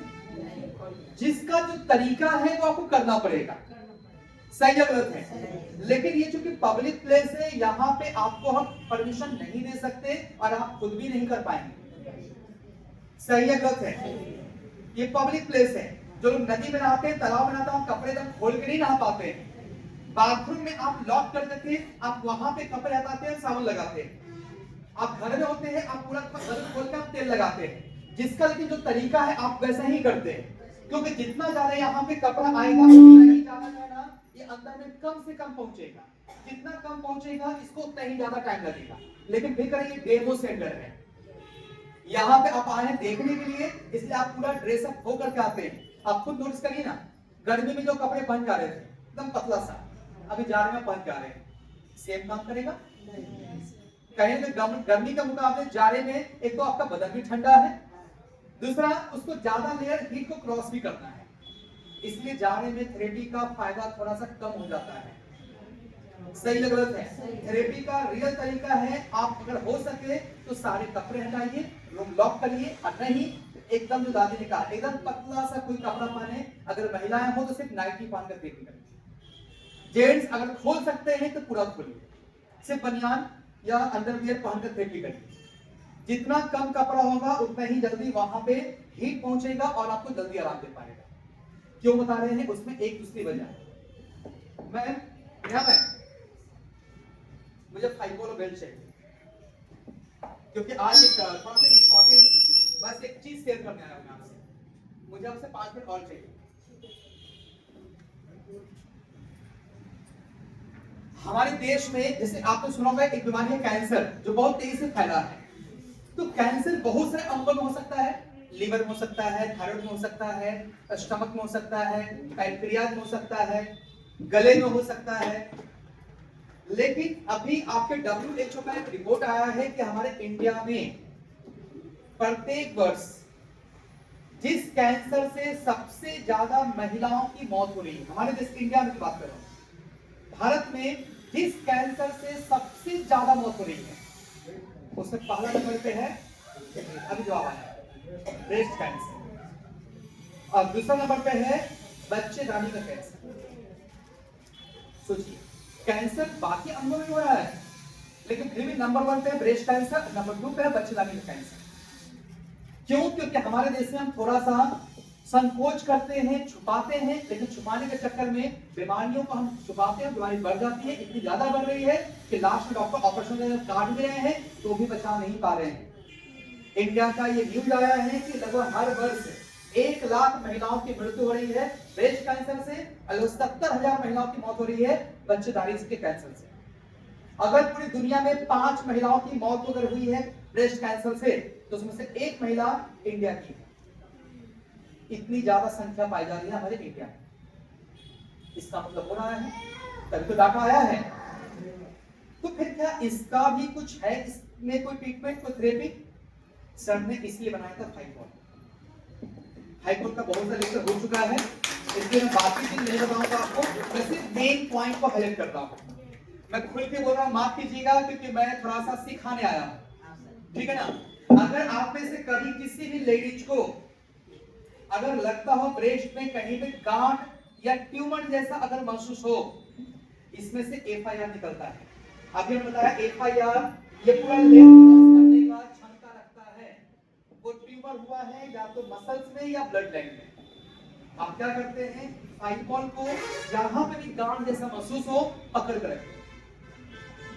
इसका एफआईआर उस ट्यूमर से टकराने दीजिए लगातार, और उस ट्यूमर के चारों तरफ जो है ना हल्के हाथों से मसाज करते रहिए, तेजी से नहीं, आहिस्ते आहिस्ते, धीरे धीरे, समझे, मसाज करते रहिए।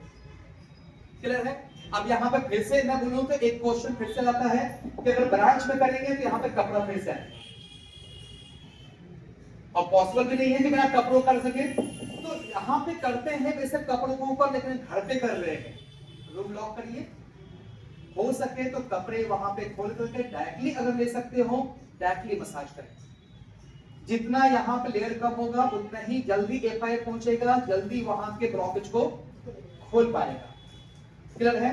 उसी तरह से जो हम हमेशा सिखाते हैं बच्चेदानी के कैंसर के लिए, प्लस साथ में फिर से लेडीज प्रॉब्लम ऐड कर देते हैं कि जिन लड़कियों का पीरियड्स खुल के नहीं होता है, 1 या 2 दिन से ज्यादा पीरियड्स नहीं हो रहे हैं, पीरियड्स के दिन बहुत ज्यादा उनको दर्द हो रहा है, उनको अगर रिपोर्ट में पीसीओडी पॉलीसिस्ट की समस्या आई है, मतलब ओवरी में सिस्ट पाया गया है, फाइबॉल को नाभि के नीचे यहां पे रखते हैं, पकड़ कर रखिए। अगर मैं फिर से एग्जांपल दूं तो यहां पे मैंने भी जना पैंट पहना हुआ है, अंदर में मैंने जो इनर पहना हुआ है, तो 3-4 मिनट यहां भी हो गया। फिर से यहां पे इसको रखेंगे तो कहीं ना कहीं हीट कम से कम जाएगा। रूम लॉक कर करके थोड़ा सा कपड़ा यहाँ पे नीचे कर करके अगर डायरेक्टली रखेंगे तो जल्दी वहां पे हीट अंदर पहुंचेगा ओवरी के पास, ठीक है। जिन महिलाओं को अगर बच्चेदानी कमजोर हो गई है, टॉयलेट को कंट्रोल नहीं कर पा रहे हैं, टॉयलेट लीक करता है, या जिनका बच्चेदानी यूट्रस बाहर आ रहा है या उसमें ट्यूमर हो रहे हैं, आप इस फाइबॉल को डायरेक्टली आप अंगों पे मसाज करिए। सीधा रखिए, टेढ़ा रखिए, अपने इस ऑर्गन्स पे आप रख करके इसको प्लीज मसाज करिए। सर ने इसको बनाया है, ये बहुत काम का चीज है, इसने बहुत अच्छे अच्छे रिजल्ट दिए हैं, लेकिन सही तरह से इसका इस्तेमाल होना जरूरी है। अगर जिनको ब्रेस्ट ट्यूमर हो वो कम से कम 5 मिनट का दिन में अगर 5 से 7 बार इसको इस्तेमाल करें, है ना, दिन में कई बार।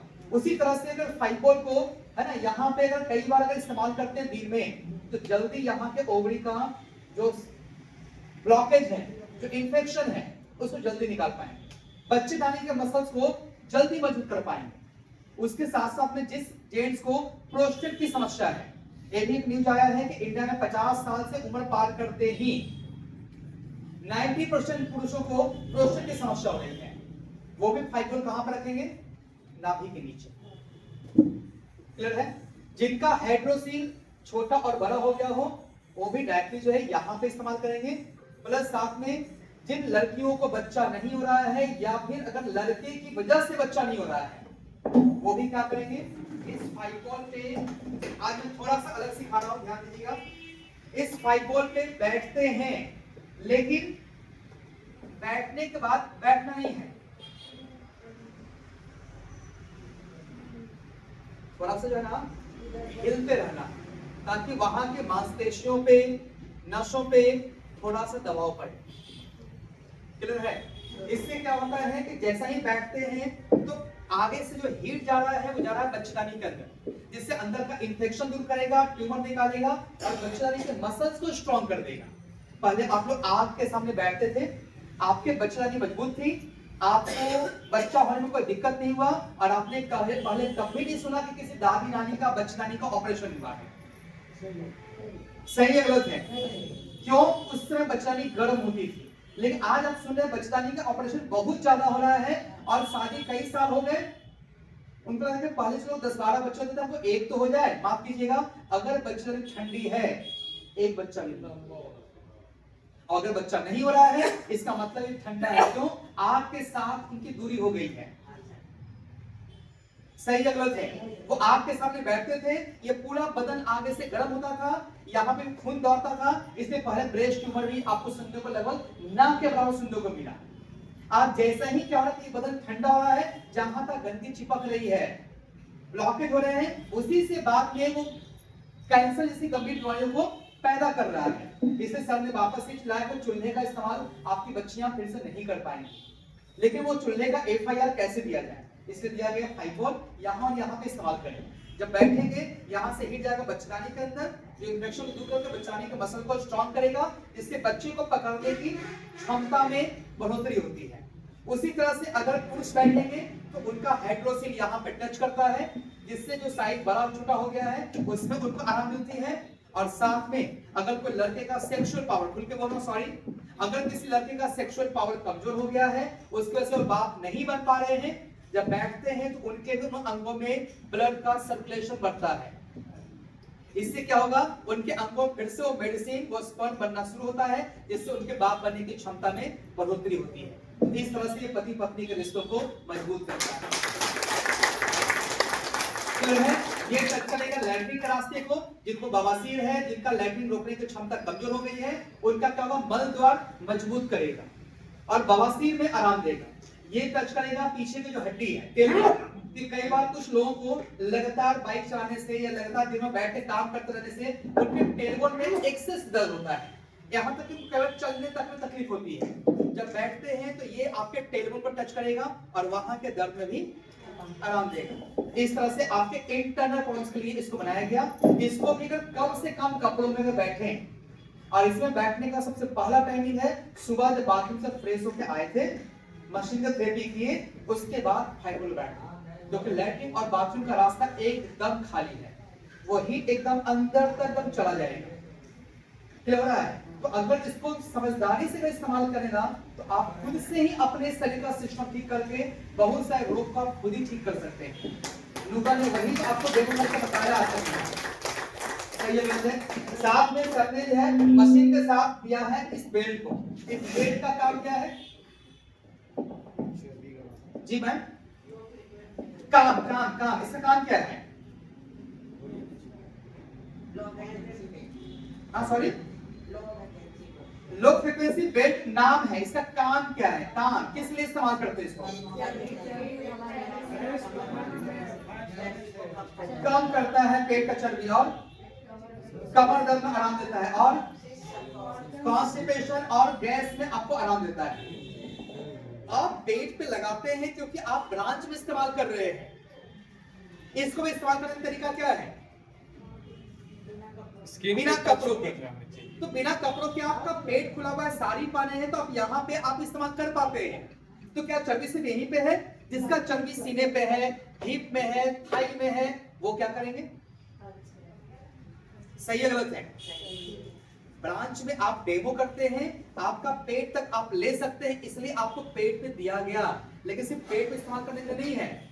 सबसे ज्यादा जो दिक्कत हो रही है लड़कियों का, जो मिसकैरेज हो रहा है या बच्चे अगर नहीं हो रहे हैं, उसमें जो वजह निकल के है, उसमें एक वजह जो पकड़ में आया है, कई सारे कारण में एक कारण जो पकड़ में आया वो है कि लड़कियों का अगर नाभि के नीचे इस जगह पे अगर चर्बी ज्यादा है तो भी उनका बच्चा सही से पनप नहीं रहा है।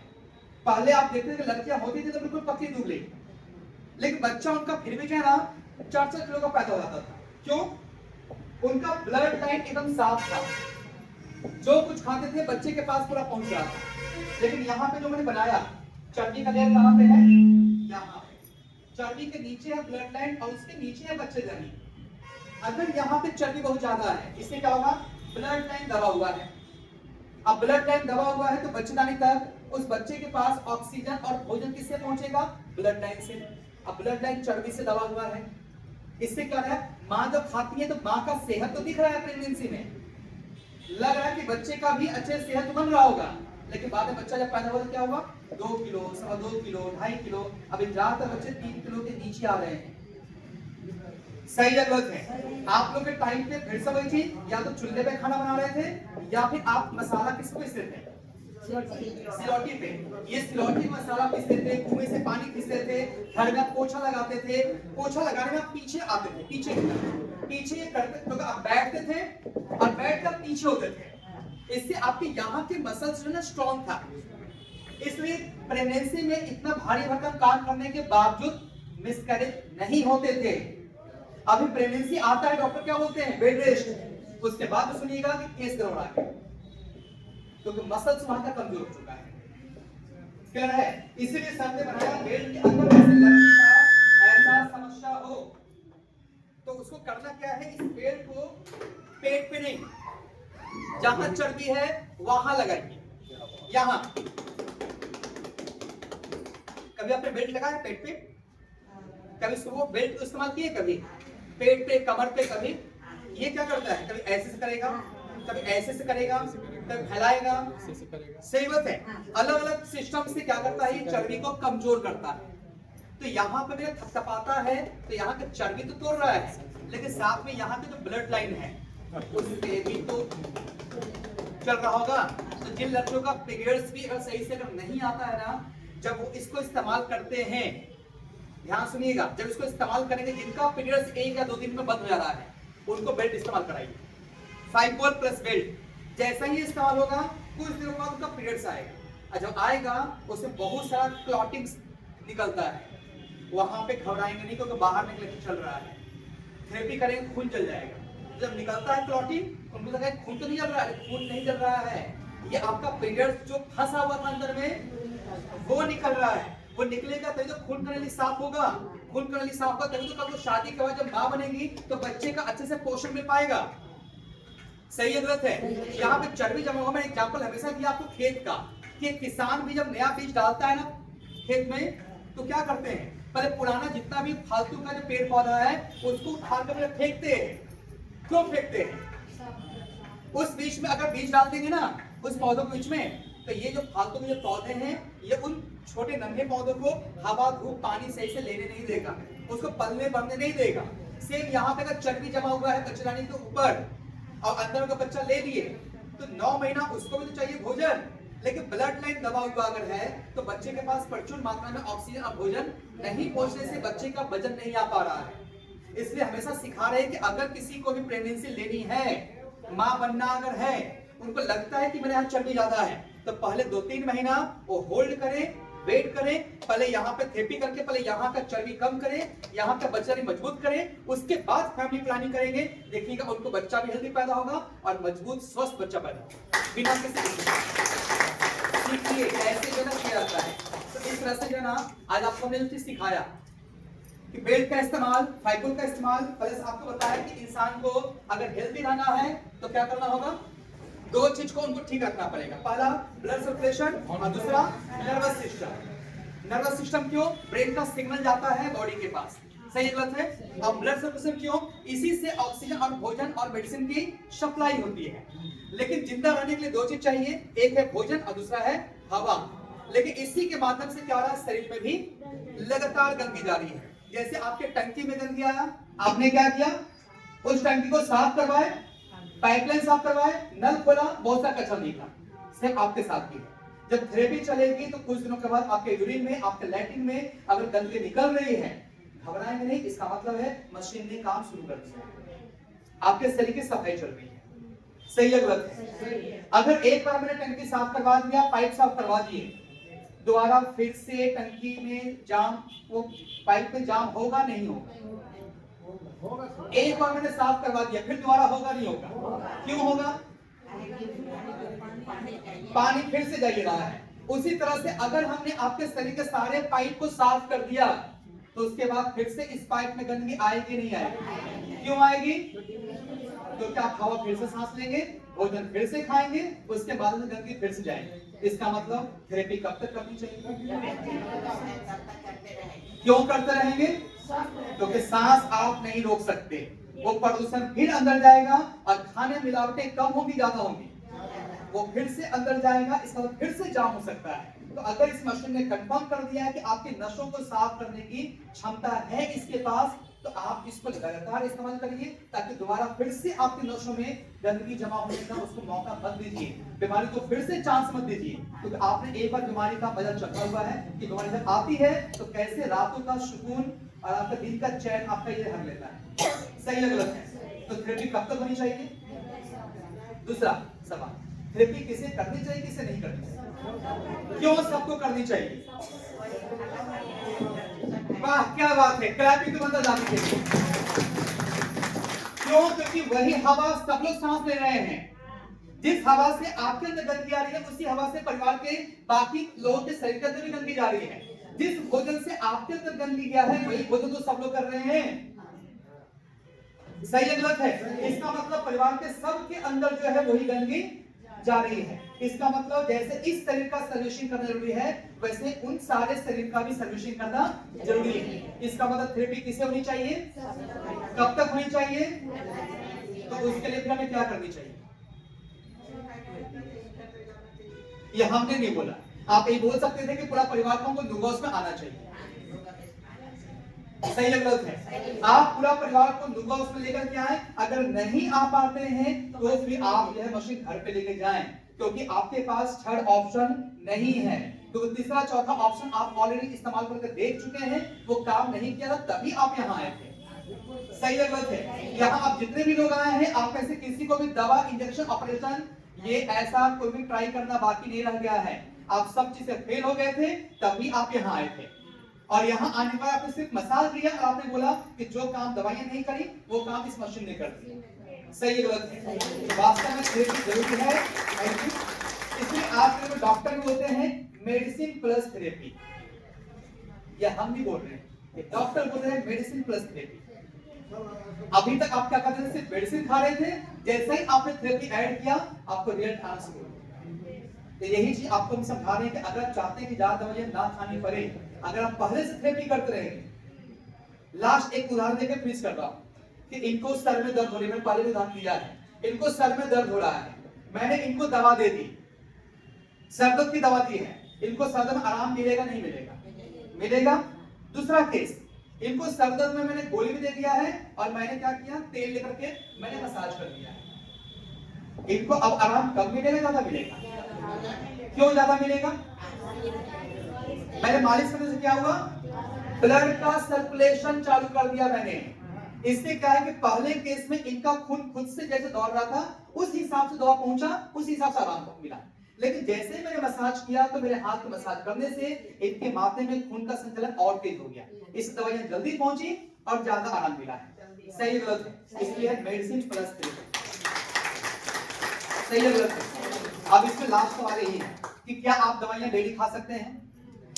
दवाई अब तक खाएंगे जब आपको दर्द होगा, लेकिन ये हेड मसाज आप चाहे तो डेली कर सकते हैं, क्योंकि इसका कोई साइड इफेक्ट नहीं है।